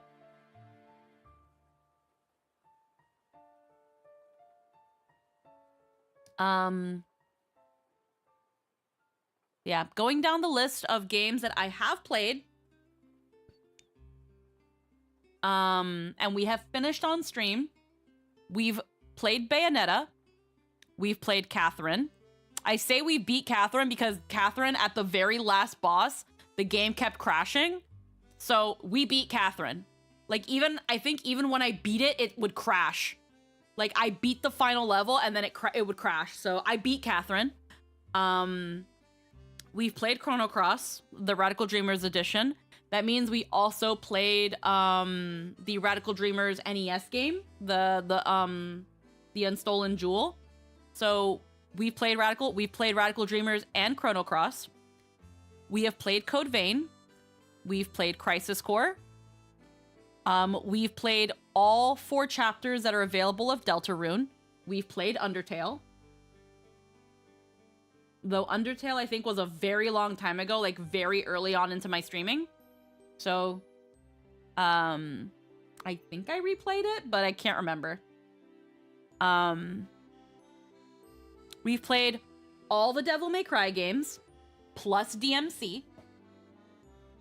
So we've played 1, 2, 3, 4, 5, and DMC Devil May Cry. We played Faith. We played the Unholy Trinity. So we played the Unholy Trinity. We played, obviously, Final Fantasy Remake and Intergrade. We've played Rebirth. We've played Final Fantasy 16. I played Final Fantasy 9. I just didn't play it on stream. That was me and Lynn time. Although I do have 2 VODs of the last dungeon of 9 that I recorded just so that me and Lynn would have that. But I played Final Fantasy 9. I played all of GU Recode. I played A Hat in Time. We played Hyperdimension Neptunia Rebirth. So we played the first Neptunia game. We played Ib. We played Iron Lung. We played Juniper's Knot. We played all of Lily, of Light or Lily or Light or Light. I don't remember. But we played it. We played Little Goody Two Shoes. We played Necro Barista.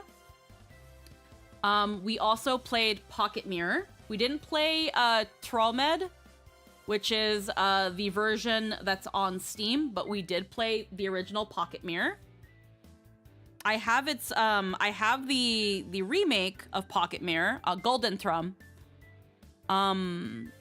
So we played Pocket Mirror and beat it, and then we played Little Goody Two Shoes. We played Necro Barista. That was a long time ago, but we played it. We played Needy Streamer Overload a long time ago, but we beat it. We played Nier Replicant. We played Nier Automata. We've played Outlast. We've played Papers, Please. We've recently finished Pikuniku. We've played Pony Island.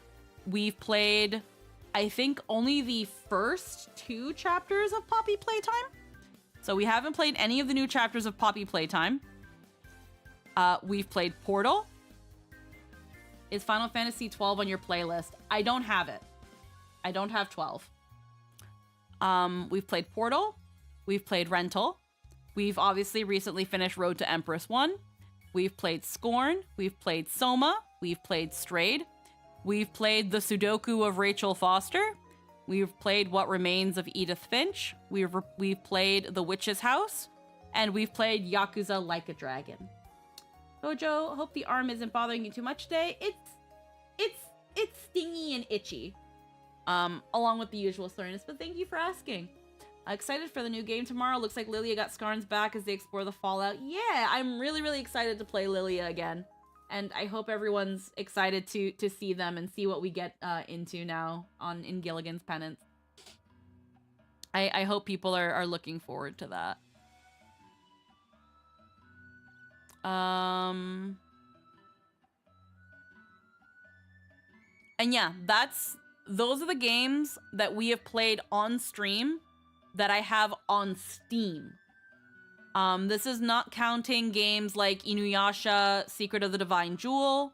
This is Undertale isn't on this list, but we've played Undertale. We've played so far every Kingdom Hearts game aside from 3. From 3, Remind, and Melodies of Memory. So I think those are the only Kingdom Hearts games we haven't played. Then we've played a lot of comfy games. I skipped a lot of the comfy games that were on the list. We've played several comfy games. I'm just not going to list the comfy games. How could you forget Hamtaro, Ham Heartbreak? I didn't forget Ham Heartbreak. No. We played Hamtaro, Ham Heartbreak. There were some games that I had to use totally legit methods of playing them. Let me see if let me go to my VOD channel.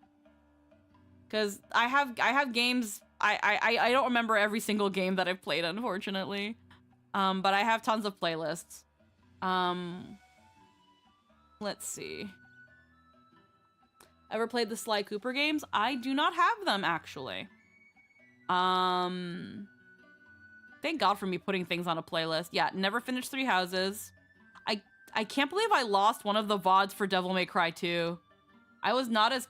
And I think I also lost one of the VODs for Devil May Cry 3? No, I didn't. I just whatever. I think I lost one of the VODs for Devil May Cry 2, though. I have no idea, but no one cares about Devil May Cry 2, so it's fine. Yeah, no, I have, again, Harmony of Dissonance, which we're gonna have to replay.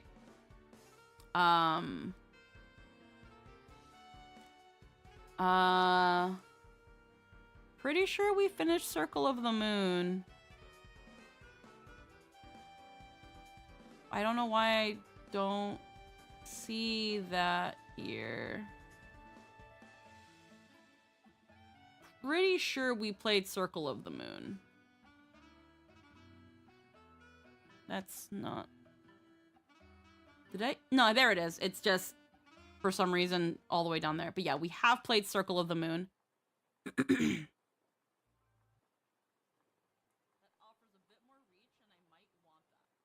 Sorry.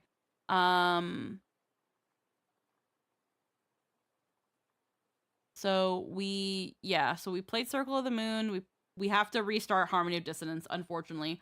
Unless I rewatch my VODs of playing Harmony of Dissonance, I have no idea where I was. We played Age of Calamity. We played Hyrule Warriors Age of Calamity. Unfortunately, I don't have Age of Imprisonment, so until we get that, we can't play it.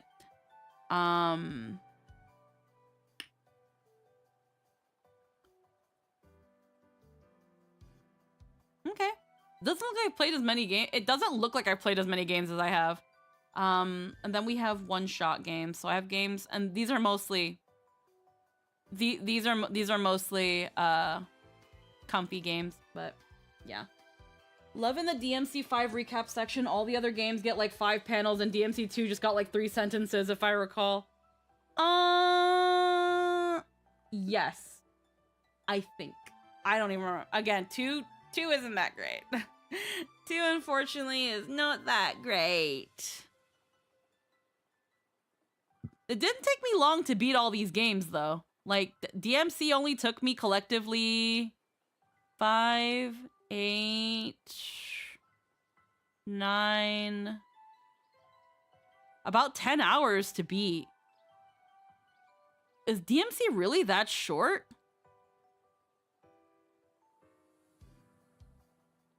Wow, was DMC legitimately that short? Yeah, they're not long games. That is fair. That is fair. And then with Devil May Cry 2, it was only 3 streams because I refused to play Lucia's story. I was like, I'm not... This isn't fun.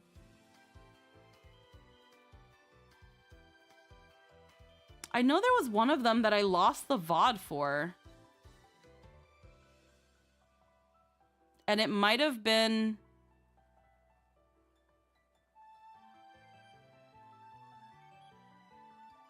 No. It might have been... It's gotta have been one of the streams I think I lost a VOD, but I don't know. It's hard to say. Hard to say. So yeah. So after going, so those are the games. So obviously looking at my playlists on my VOD channel, those are the games. So now we have the list. Let me close on categorize for now. So now the list, not counting games like, again, Age of Calamity, not counting games like Age of Imprisonment, not counting Xenosaga 2 and 3, not counting Kingdom Hearts 3, not counting games that I need totally legit means or the PS4 for. The list of games I have on my Steam that we have yet to play are After Image, Baldur's Gate 3, the 3 Castlevania collections, Advance, Anniversary, and Dominus. And each of those have 3 games, so that's 9 other games there. Expedition 33, the upcoming chapter of Deltarune, Fatal Frame, Mask of the Lunar Eclipse, Like a Dragon, Infinite Wealth, Mouthwashing, Okami, Psychonauts, Devil Summoner, Raito versus the Mystery of the Soulless Army, The Witcher 3, Tales of Vesperia, World of Final Fantasy, Yakuza 0, and then Zone of the Enders, the second runner. Although, before I play the second runner, I would probably want to find totally legit means to play Zone of the Enders 1, which I do have.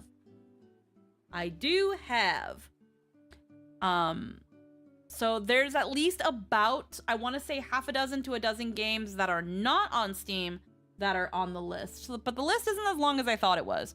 But it's still quite a list when you also consider that some of these games are pretty long.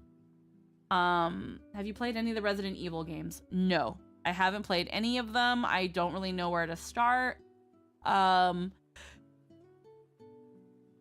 With horror games, we have the added benefit that I wear a heart rate monitor. And then I think I also have, I think, let me see.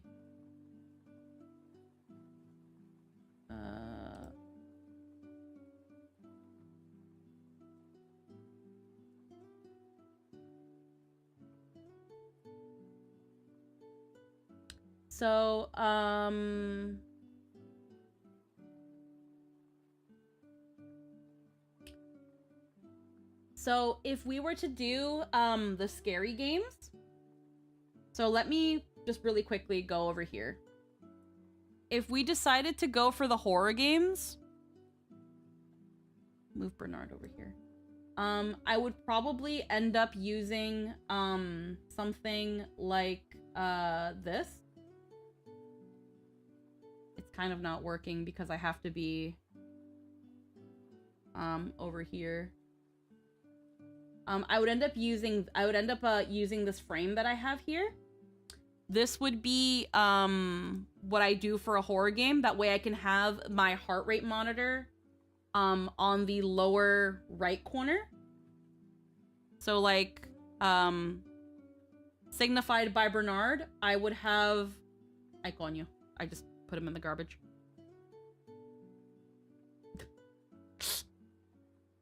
So signified by not putting Bernard in the garbage.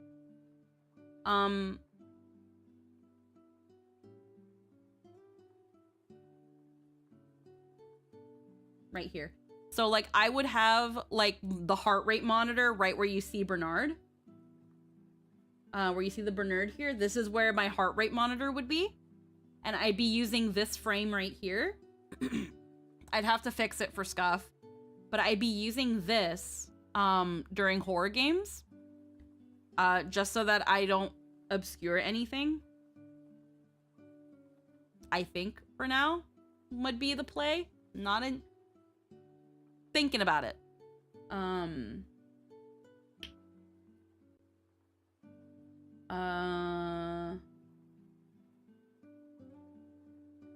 Yeah, because I would probably... I could also just, like... No, that's a little scuffed if I do it that way. A little... Yeah. Yeah, so we have like this like frame so that we would for horror games. I would probably not be using outfits just so that we didn't have as much scuff because it wasn't made for having outfits in mind. It was made for my model right here.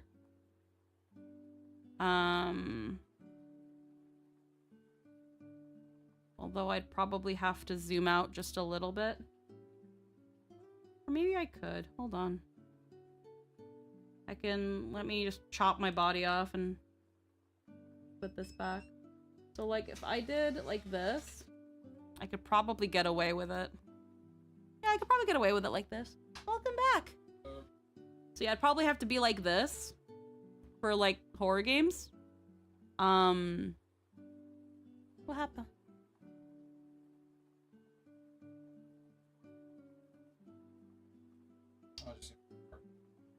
Parking complaint. Oh, okay. Yeah. Oh, yeah. No, it's that usual. Hey guys, make sure you're using your parking spaces. Yeah, no, that's... We pay for ours, so we don't have to worry about it. Because I know we have different tastes, and I don't want to wreck anything with too much grinding. Don't worry too much about recommendations. Don't feel like you guys have to recommend anything. Because I can't promise I'll get to them. I can't promise I'll get to them. I can't promise that I'd be interested in them. And I don't want you guys to feel like I'm shutting down ideas or anything. Like, despite how pedantic I can be about my preferences, it's not that I think other games are bad. It's just I kind of know what I like. And while I'm sometimes willing to give certain games a chance, like, they've got to have something going on for me, or I have to at least tolerate looking at it.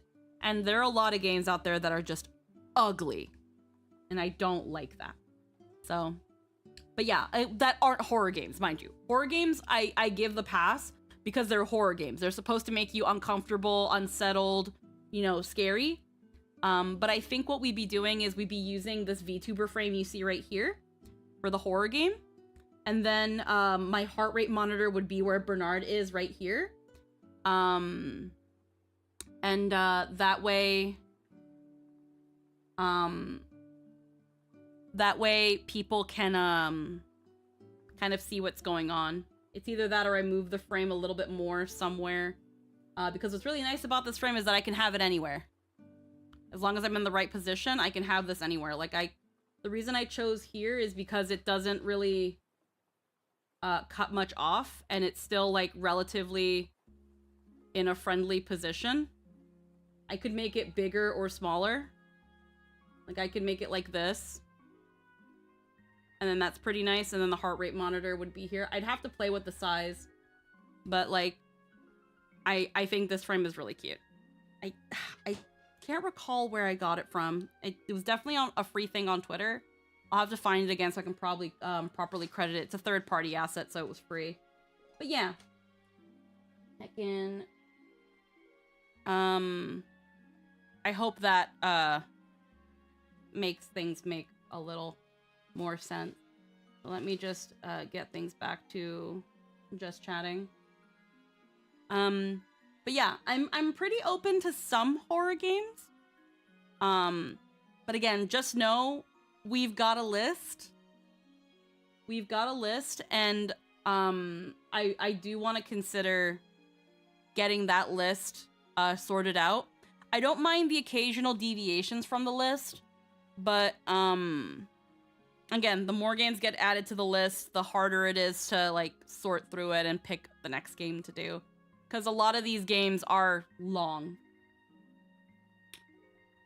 Yeah. Prince of Persia series? Unfortunately, I've never been interested in Prince of Persia. No, I'm sorry. Now it may require legit means, but Shin Megami Tensei, Devil Survivor is a personal favorite of mine. Unfortunately, it needs legitimate means to get right now. Devil Survivor. I think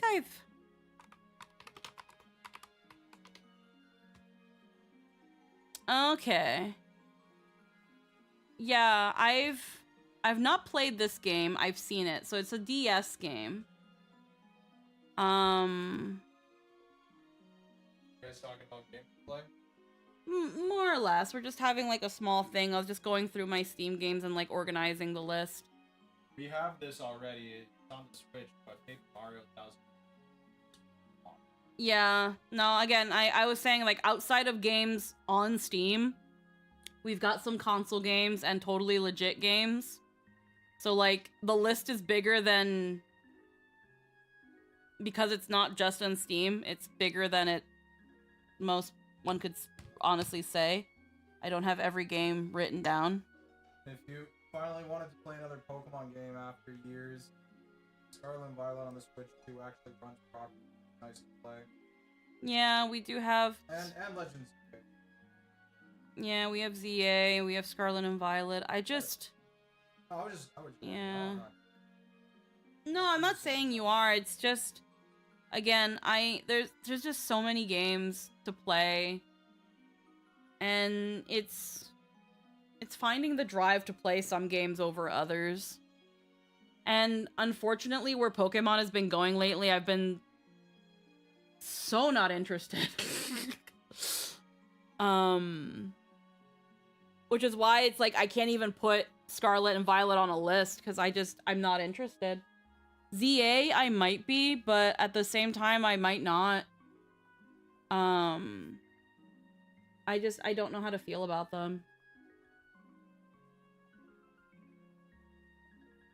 And my scar has been very, very, like, feeling very stingy this whole time. It feels like it stings. Yeah, well, since last night even, it just feels like... It feels like needles. Like, it feels tingly and itchy, like there's like needles. But yeah. Trying to balance a game on the console versus a game on Steam versus a game that is outside of either one. That's why I would say... So how many games do I have here? Oh, it just says 18. So I have 18 games on the list. I would say outside of Steam, I've got maybe about a dozen. About a dozen outside of it. Which means I've got about 30 games I still haven't played yet. Thankfully, I don't just play every new game that comes out. So there's that. I still think I have several games here that are uncategorized.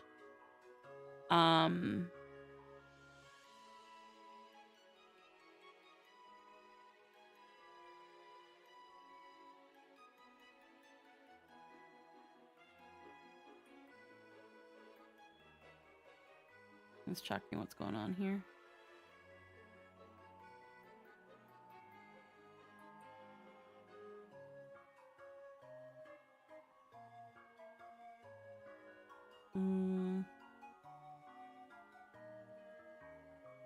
I see the amount you've played over the years is impressive. You've done well. Well, it's not even just that. It's not even just the amount of games I've played. It's the fact that I want to finish them. Because not only is streaming, at least for me, a way to play the games that I want to play and have time to play them and enjoy them with people. Like,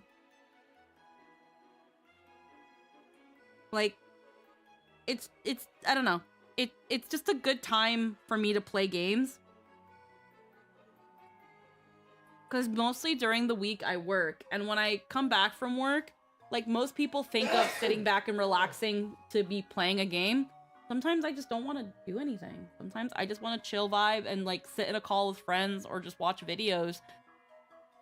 Sometimes playing video games can be a little bit taxing. Because like, I don't know, they can be a little mentally exhausting.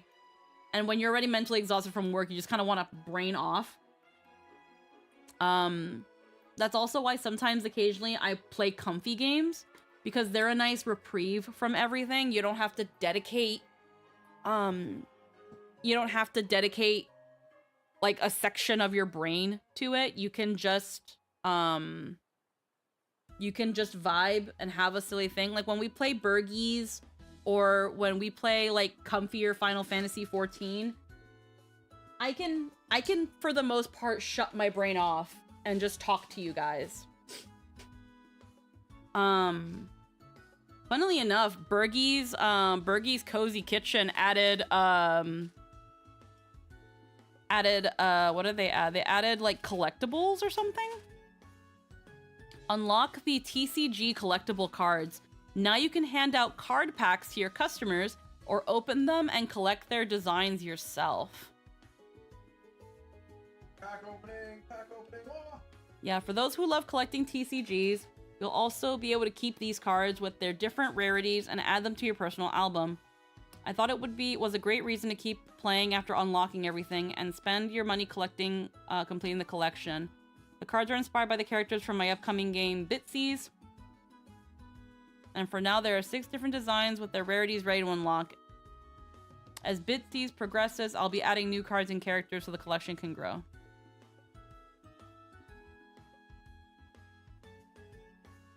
Yeah, so they apparently added a little TCG, a little. They say trading card game, but more like a collectible card game.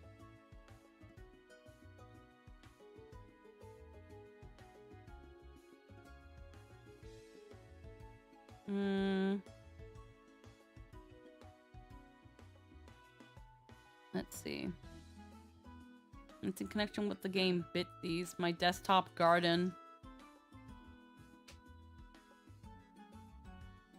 Ah.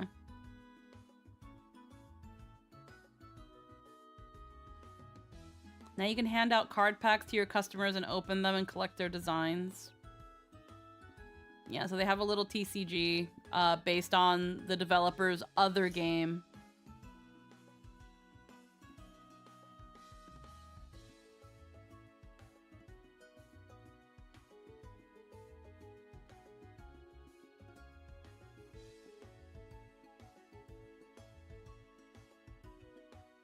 Yeah. Yeah, so again, whenever I want to just like turn off my brain and stuff, that's when I like turning on games like Burgies or Cinnabunny and things like that. What's really good about Burgies though is that there's not really a story. You can just put it on. McDonald's video game. McDonald's.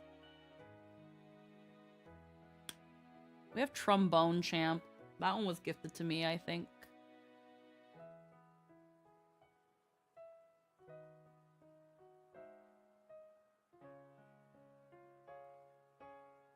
A lot of players submitted levels that are just cheap. Yeah. Or the one with Angel one. Yeah. Helen's Mysterious Castle. That's a game I have, don't I? Fiance, What? did you know that your fiance is a trombonist? Yeah? I know how to play the trombone. I played it in high school. Yeah. People usually joke because there's no buttons and they think that means that it's easier. It's not. You gotta move your arm to the specific length to make the sound. I also know that you got a silver medal. Yeah, we don't talk about that. Yeah, we don't talk about that time you got a silver medal by playing trombone. Fuck you, Patrick. I think I like silver more than gold. Like winning You got 100. M1. Yeah, you got 100. I got 101. 101. I got silver. I'm gonna start bouncing so that people think I'm getting clapped. No. Patrick. Guy with the flute. Fuck you, Patrick. Yeah?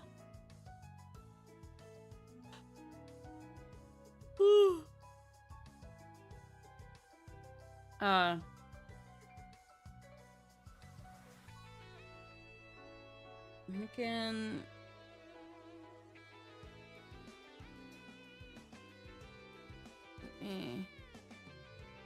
I'm just checking stuff really quick.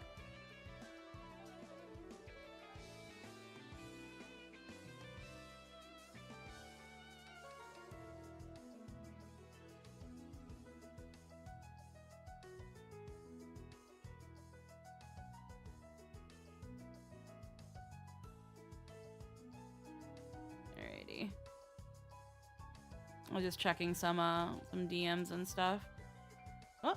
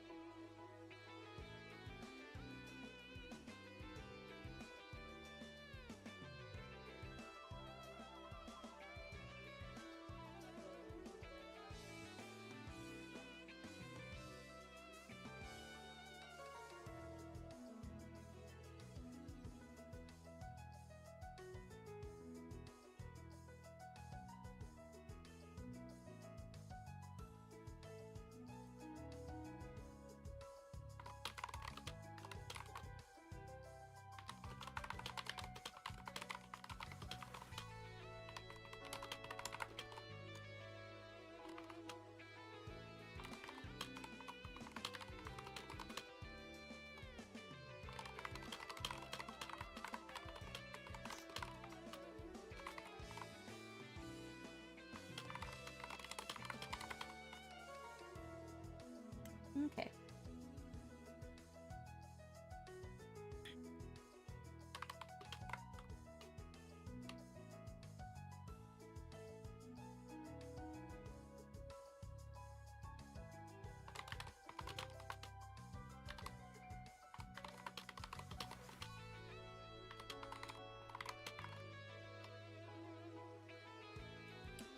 Just because I'm looking into some stuff for Lily as well. Because I said I'd look into some sound engineering stuff. So, had someone answer some questions about that. But yeah. Oh, my brain.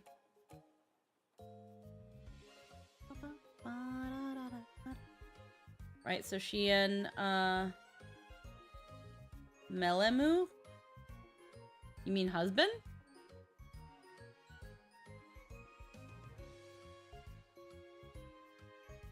Yeah, so, I said I'd look in, oh, yeah, husband, yeah.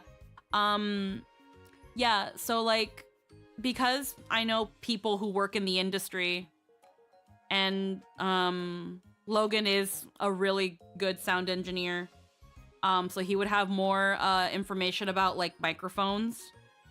I decided to hit him up with, asking him about, what would he recommend for a certain desired setup between the fact that she has a Blue Yeti, if she should stay condenser, go dynamic, and he actually suggested a kind of mic that I hadn't thought about.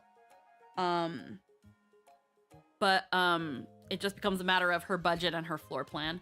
But I wanted to get information first before I actually approach her. Because I don't want to make assumptions for her.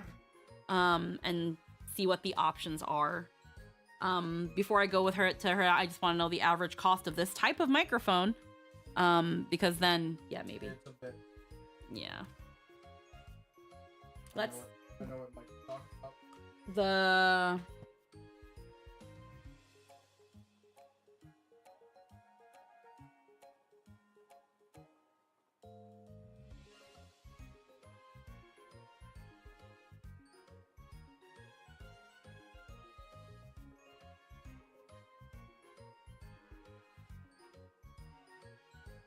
Mike talked about.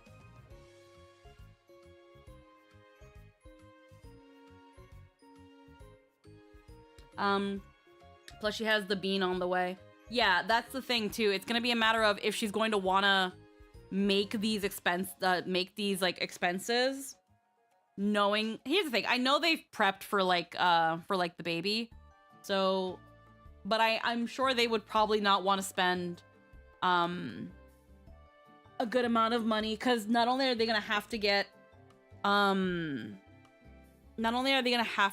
microphone for husband, if they want to do what she wants to do, but like I had said in her stream yesterday, they can get him a pretty good microphone for that sort of thing, but then the issue becomes her microphone, because the Blue Yeti, even though you can, I think it's capsule, it's got a pretty versatile capsule, doesn't it, Jester? The Blue Yeti? You could equalize it. Yeah, it would. It could be equalized. So it would be either fiddling with what she currently has with her Yeti in terms of the capsule, because I think you can make it forward facing where it's like it only picks up what's going on in front of it, or you can make it like omnidirectional, which is what sometimes people use for things like very beginner podcasts, where they'll just put the microphone in the center of a table and then sit everyone kind of in like different directions, but not too close to each other, and then have them all speak. A lot of like baby podcasts, Round table. yeah, like round table. A lot of baby podcasts start that way. But if you look at the more budget heavy podcasts, people will have like their own boom arm and their own podcast mic. And usually the podcast mic is like right here, and they'll usually have like, I don't have a pop filter, but they'll be like right now, I am about half a hand away from my microphone. So they do this because this way what they do is they lower the gain for the microphone so that it actually picks up a lot lower, so that they can have it closer to them, and then it'll pick them up better without picking up everything. That's usually the trick they have for some budget microphones, is they'll lower the gain and have it closer to you, and then sit everybody around with their own microphone. And then baby podcasts, they'll have one microphone, a round table approach, and then call it a day. The other thing is like those little clip-on microphones. What are those called? Those little clip-on ones? Lanolin? Lav mics? Yeah. LAV. Yeah, lav mics. Those are okay. Not sure about them for streaming. With the the lavalier. They might not be good for streaming. They're okay.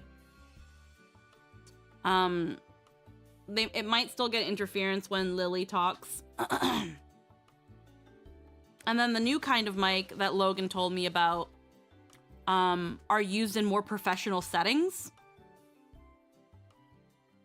They're used in more professional settings. They're sometimes used at panels when you have people sitting next to each other, but you don't want any interference. They're more like TV host shotgun mics. They're very long. But I don't know if there's any budget friendly ones. Useful if you're gonna be on camera for a pre-recorded video. Yeah. They're not bad. Lavaliers aren't bad. It depends on the quality that you're getting. But yeah. So that, hopefully that helps. But I want to get all my information in a row and then, send it to her. Maybe even get her in, connect her with some of my friends. That way they can maybe better help her. But yeah.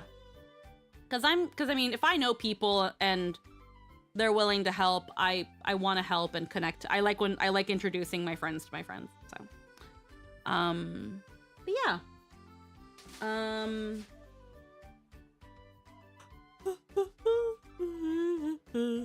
Oh, excuse me. I've been checking the status of my EI application, and I think they're still processing it. I haven't gotten any notice of if they need or anything, if it's been approved. I don't know how long it's gonna take, but I know they have to back pay me any time, like between the time that I send and I'm off and when they approve. So, but I just don't know when that's gonna be. And considering we're halfway through the month, I'm hoping they answer sooner than later. Hoping. It'll happen. It can't not happen. I know. It's just, I worry about that sort of stuff. When it comes to like waiting, I don't like. No, it'll be okay.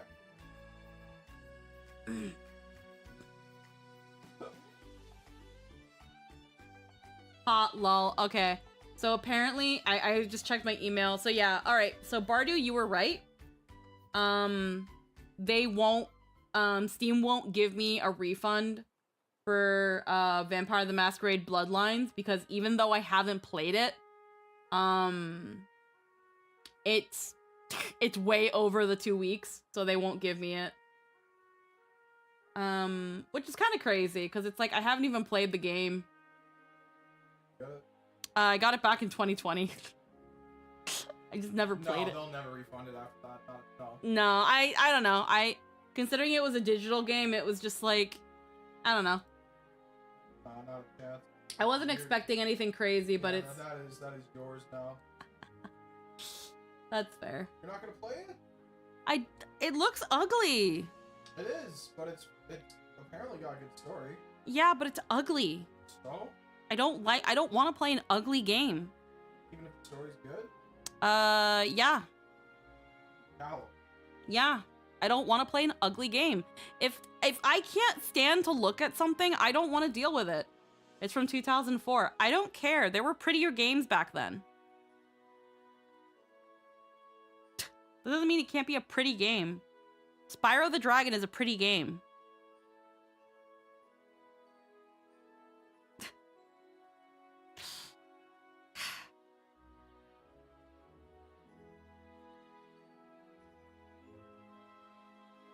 Hold on, let me look. Yeah, they're like, we ain't refunding this shit, and it's like, yeah, no, that's fair.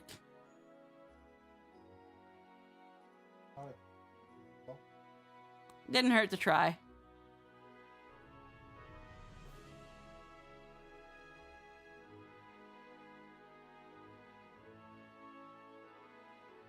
Is this a shooter?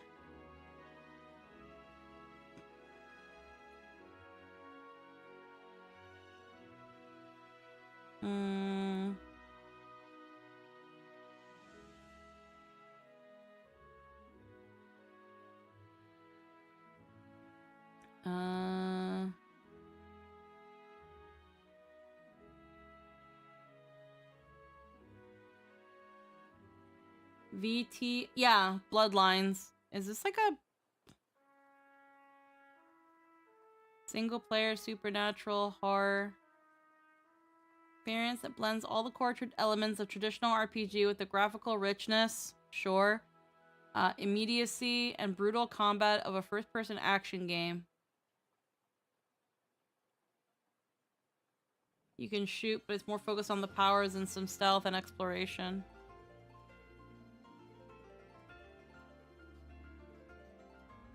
Yeah, I just kind of wasn't impressed by the pictures. It looks ugly.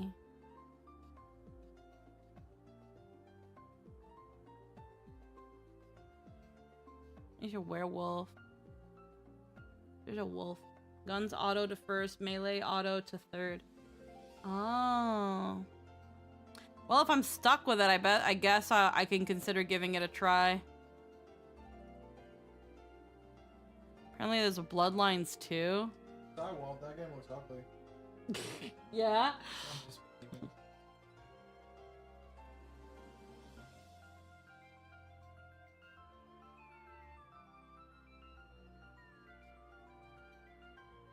I just don't understand why a game can't be pretty. If it's old, that happens. Yeah, but Bloodlines 2 isn't pretty either.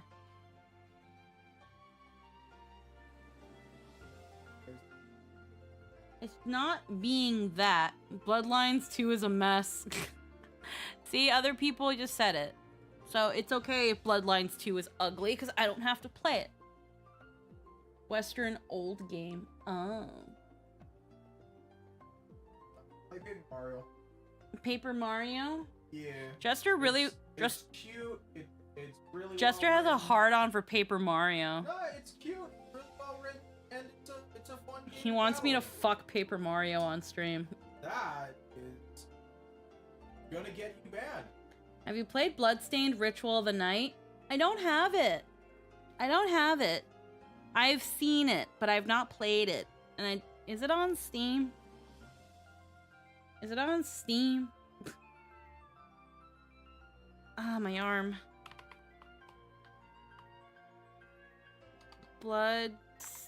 Bloodstone, blood, blue. Oh, I put blue stained. Blood stained. Yeah, it's like blueberries, Blue. I'm getting railed on stream. I can't talk. Okay. Bloodstained. Yeah, no, so I haven't played Bloodstained. I heard it was okay. I heard it was okay. Ooh. I understand Iga was involved with this.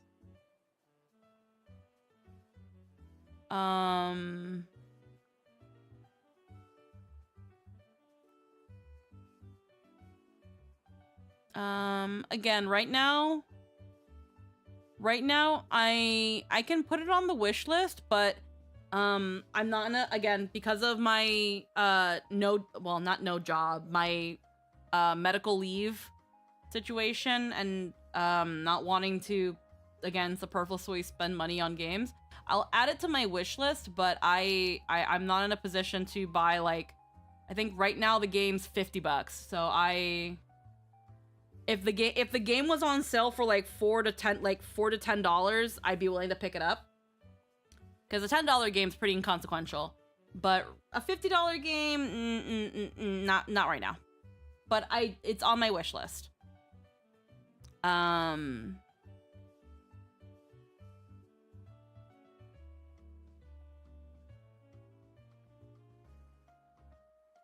I just remembered a cutesy little game called Guruming. Guruming.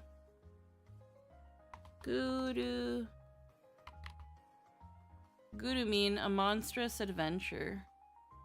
Another game from 2004.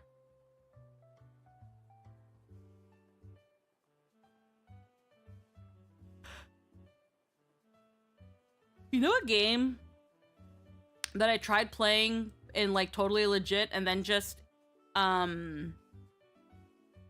was trying to play it, and it was when I was like very early starting to stream, and then I just never went back to it. Tomba. The Tomba games aren't on Steam. Oh, they are. Tomba's on Steam.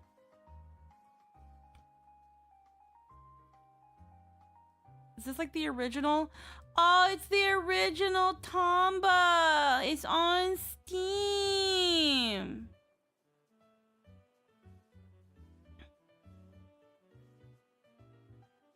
Yeah, see, when I was younger, I played a demo for Tomba and I loved it so, so much. And I'd always wanted to play the full game. So I got it in totally legit means. But back then, my streaming was a lot more spotty because my work schedule was at early wise. Like this was after like around just having come to Canada and getting into streaming. That was when we got you that laptop. Yeah, my schedule was a little bit more haphazard, so I couldn't just stream like I do now. Tomba's on Steam. I'm gonna add it to my wish list. Cause I've always wanted to play this game. It looks so silly, it looks so fun, and it's cute. And it just like, it puts me back in my bedroom in like 2000. It puts me back in my bedroom with my brother, or like in like, because there was a brief period when me and my brother shared a bedroom. Like it puts me back in that time where like we either shared a bedroom or I would go to his room and I would watch him play games, or I would like when I had my own little like PS1 and I was playing like demo discs. It just brings me back to that time, and I really wish I could have gotten to play this game. I'm putting that on my wish list. I think you can organize your wish list by what you're interested in, because I also have like Legacy of Kain, because that's a game I watched my brother play when I was younger. The Legacy of Kain Soul Reaver 1 and 2. You used to be able to organize your wish list.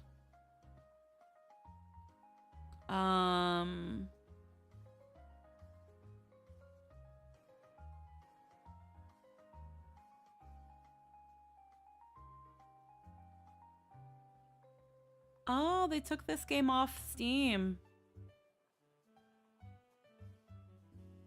I had Atelier Ryza on my Steam wish list, but apparently it was taken off Steam, so off it goes.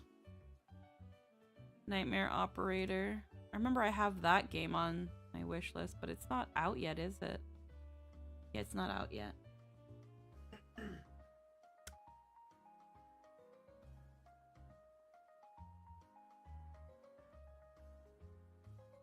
Yeah, I'm on my wish list and I'm trying to like wish list options, sort by your rank. There we go. My rank. Okay. So this is actually a free game that I have on my wish list. I just don't want it on my wish list right now, which is why I haven't like I don't want it in my library right now, which is like why I haven't put it. It makes sense in my head. Okay, we'll have this. I'm gonna put them in order.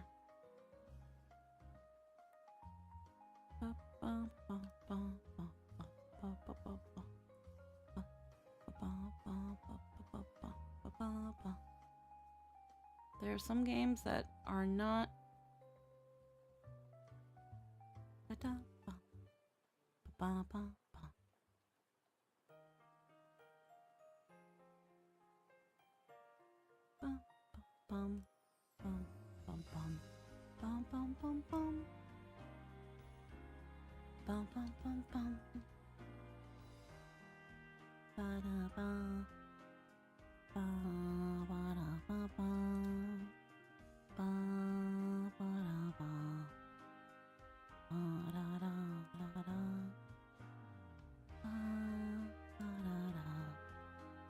Let's see. Let's see. So what's on my wish list? I have okay. So we put Tomba in there. Legacy of Kain, Soul Reaver, Bloodstained, Anamiopolis. This is a psychological horror, but I think it's like a psychological horror, but it's also like a walking simulator. Like nothing is ever out to get you in this game, but it's supposed to make you feel like you're in a giant abandoned mall walking through it.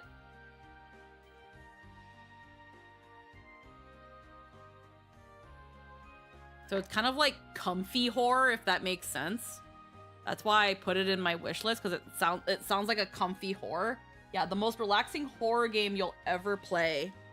Animo... Animoi... Animoipolis? Animoiopolis? I don't know. Exists in the uncanny valley of American architecture, endless carpeted floors, and lonely malls. Escape for your life and enjoy the scenery. Yeah.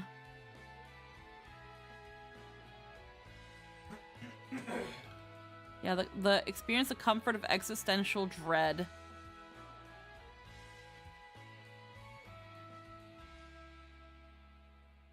Yeah, I don't know how this...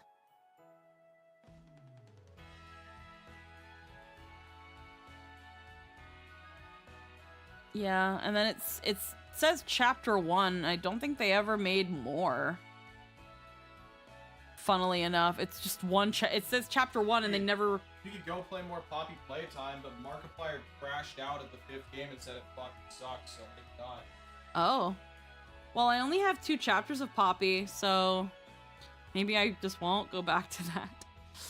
Yeah, Mark said something along the lines of, it's a one-trick pony that keeps doing the same thing over and over again and never innovated, and it's wasting your money because it's just forcing you to go through the same stuff. Oof. That's a big oof. There is no fear. Oh. And then what's this one?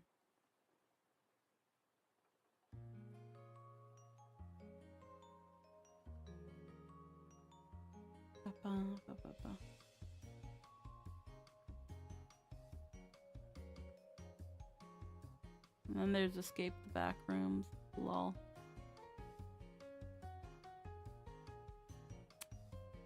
What's Rekka? Why do I have this on my thing? Build your cozy chicken-legged hut. Practice witchcraft and forage for ingredients in a tumul. Ah. You're like a Baba Yaga. And you're like being a witch. For some reason I put that in there. I don't have that many games on my wish list. A lot of, like half of my wish list is upcoming. So it's kind of like, oh, I'm interested in what you've got going on here, but like nothing's out yet, you know? I don't want to play Pikmin.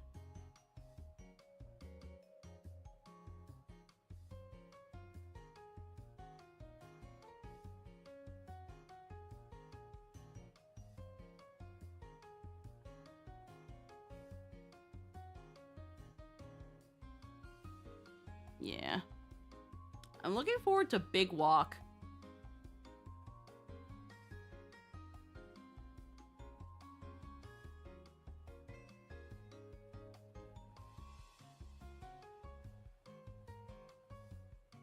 I want to play Big Walk. Big Walk looks like it's going to be so fun.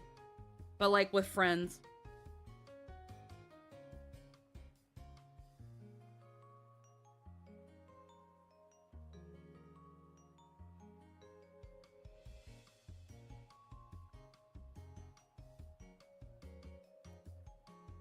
Like, Big Walk looks cute and silly and looks like that kind of game that had this come out during the pandemic, it would have been freaking the shit. Because it's you and 3 other friends. People would have found a way to mod it so that you can have more friends. Or they would have to make an update so that you can have more people. And then yeah, it's just going on a thing with your friends. Push me, pull you. That looks weird.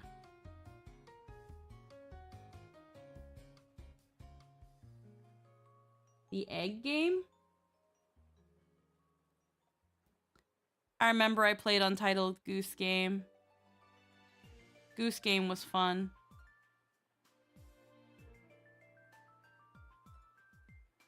But we have Untitled Goose Game on the Switch. It's a lovely morning in the village and you are a horrible goose.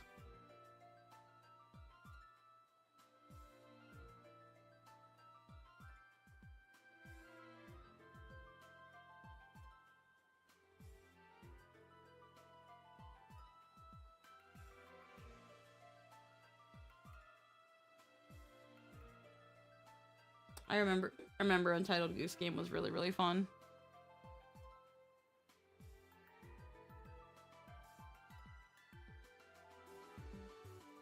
It was just being a silly goose.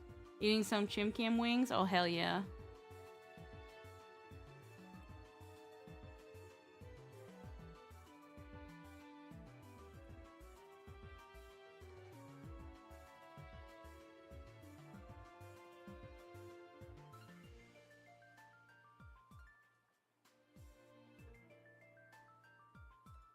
But yeah, Entitled Goose Game was a fun game, but I got that on the Switch.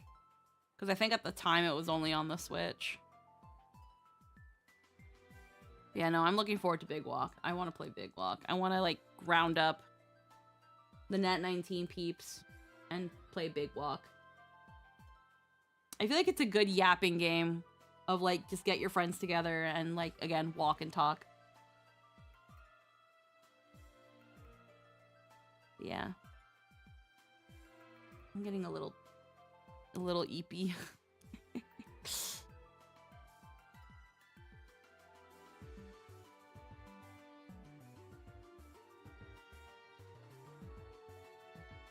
What if we kiss in the backseat of the mug bug?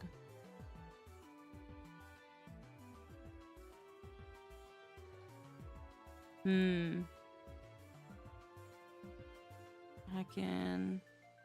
Big Walk with Jester Lily and Hubby Mation double date. Oh, that would be nice, but I would feel shy asking for that collaboration. It sounds like fun though. We would still have to figure out what's going on with Hubby Mation's stuff.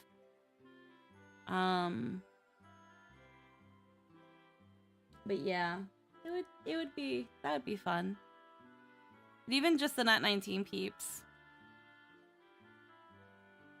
Cause it sounds like fun too. Sorry.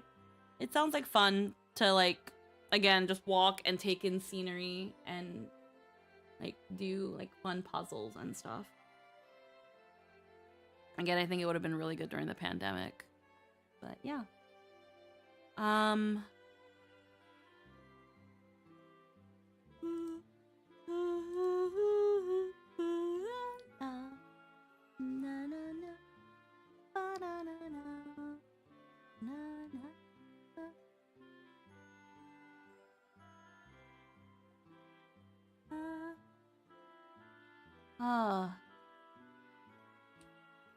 I personally, though, I'm getting a little bit eepy. I am tired. My sleep was spotty. I had a bit of a spottier sleep than I'd like to admit. So I might wanna wrap things up.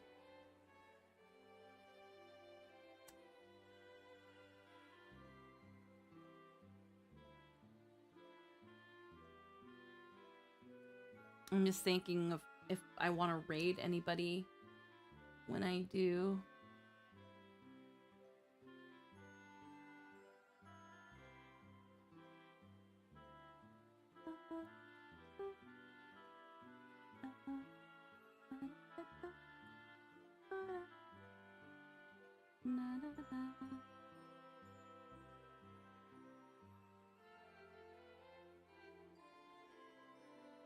Currently Deco streaming.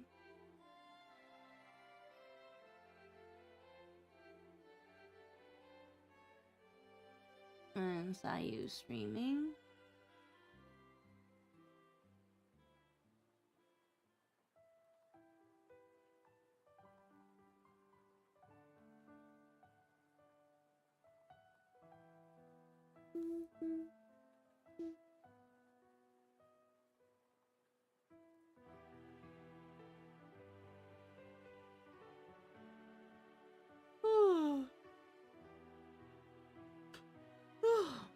I'm sorry. I'm like suddenly like super tired.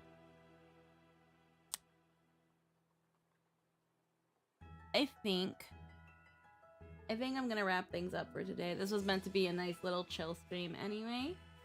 There's a possibility that I will stream on Friday. I'm not quite sure what we'll stream yet. If we do. Right now, when it comes to finishing games, I want to finish... Oh, sorry. I want to finish...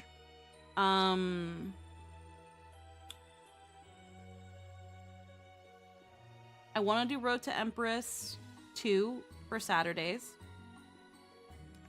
Hopefully by the time we finish Road to Empress 2, hopefully I'll be confident enough in my arm that maybe we can get Kingdom Hearts 3 started. Sunday... Sunday might be comfy time. I'm not sure yet. I don't know if I want to dedicate Sunday to a game yet. And I'm having a lot of fun doing Monday 14 stuff at my own pace. So there's that. I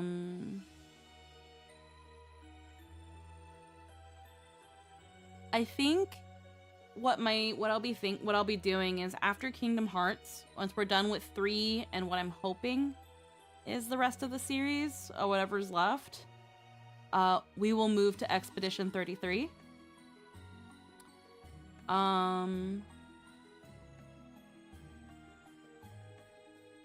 want to save Deltarune for... It comes out on the 24th. So I might want to do it on the 28th. Yeah. I might want to do Deltarune on the 20... Definitely sooner rather than later, just to avoid spoilers. So I might want to do it either on the I might want to do it on the 28th, unless I'm allowed to do it earlier.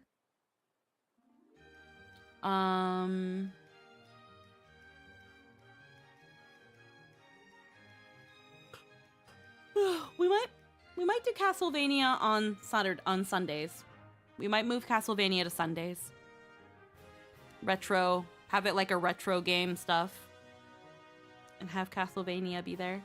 I think that would be fun. That way we can keep Mondays just casual and comfy. But I think that's where I'll leave you all for now. I know it was not a long one. I know it was just a 3-hour stream. But I'm so happy that you guys chose to spend time with me. I hope you look forward to Gilligan's Penance tomorrow over at Nat 19. We're going to be on the front page. We're going to be on the front page of Twitch. So I hope you guys look forward to that. I'm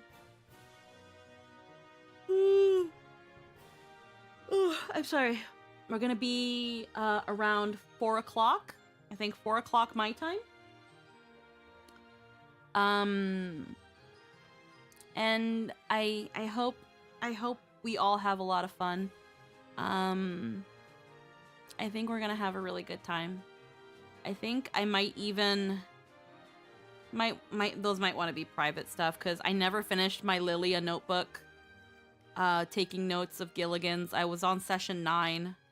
Now that it's over, though, I can probably, like, actually go back to taking notes. But I'll probably let that be a casual thing, like a just me time sort of thing. Get back into, like, notebooking. But yeah, I think I'm going to head out. I think I'm just gonna end for now. But I hope you'll have a wonderful night. Again, thank you so much for spending time with me. I hope I will see you guys either sometime Friday or on Saturday. I will definitely see you over at the Net19 channel. I hope you all have a wonderful night. Mwah. Bye-bye.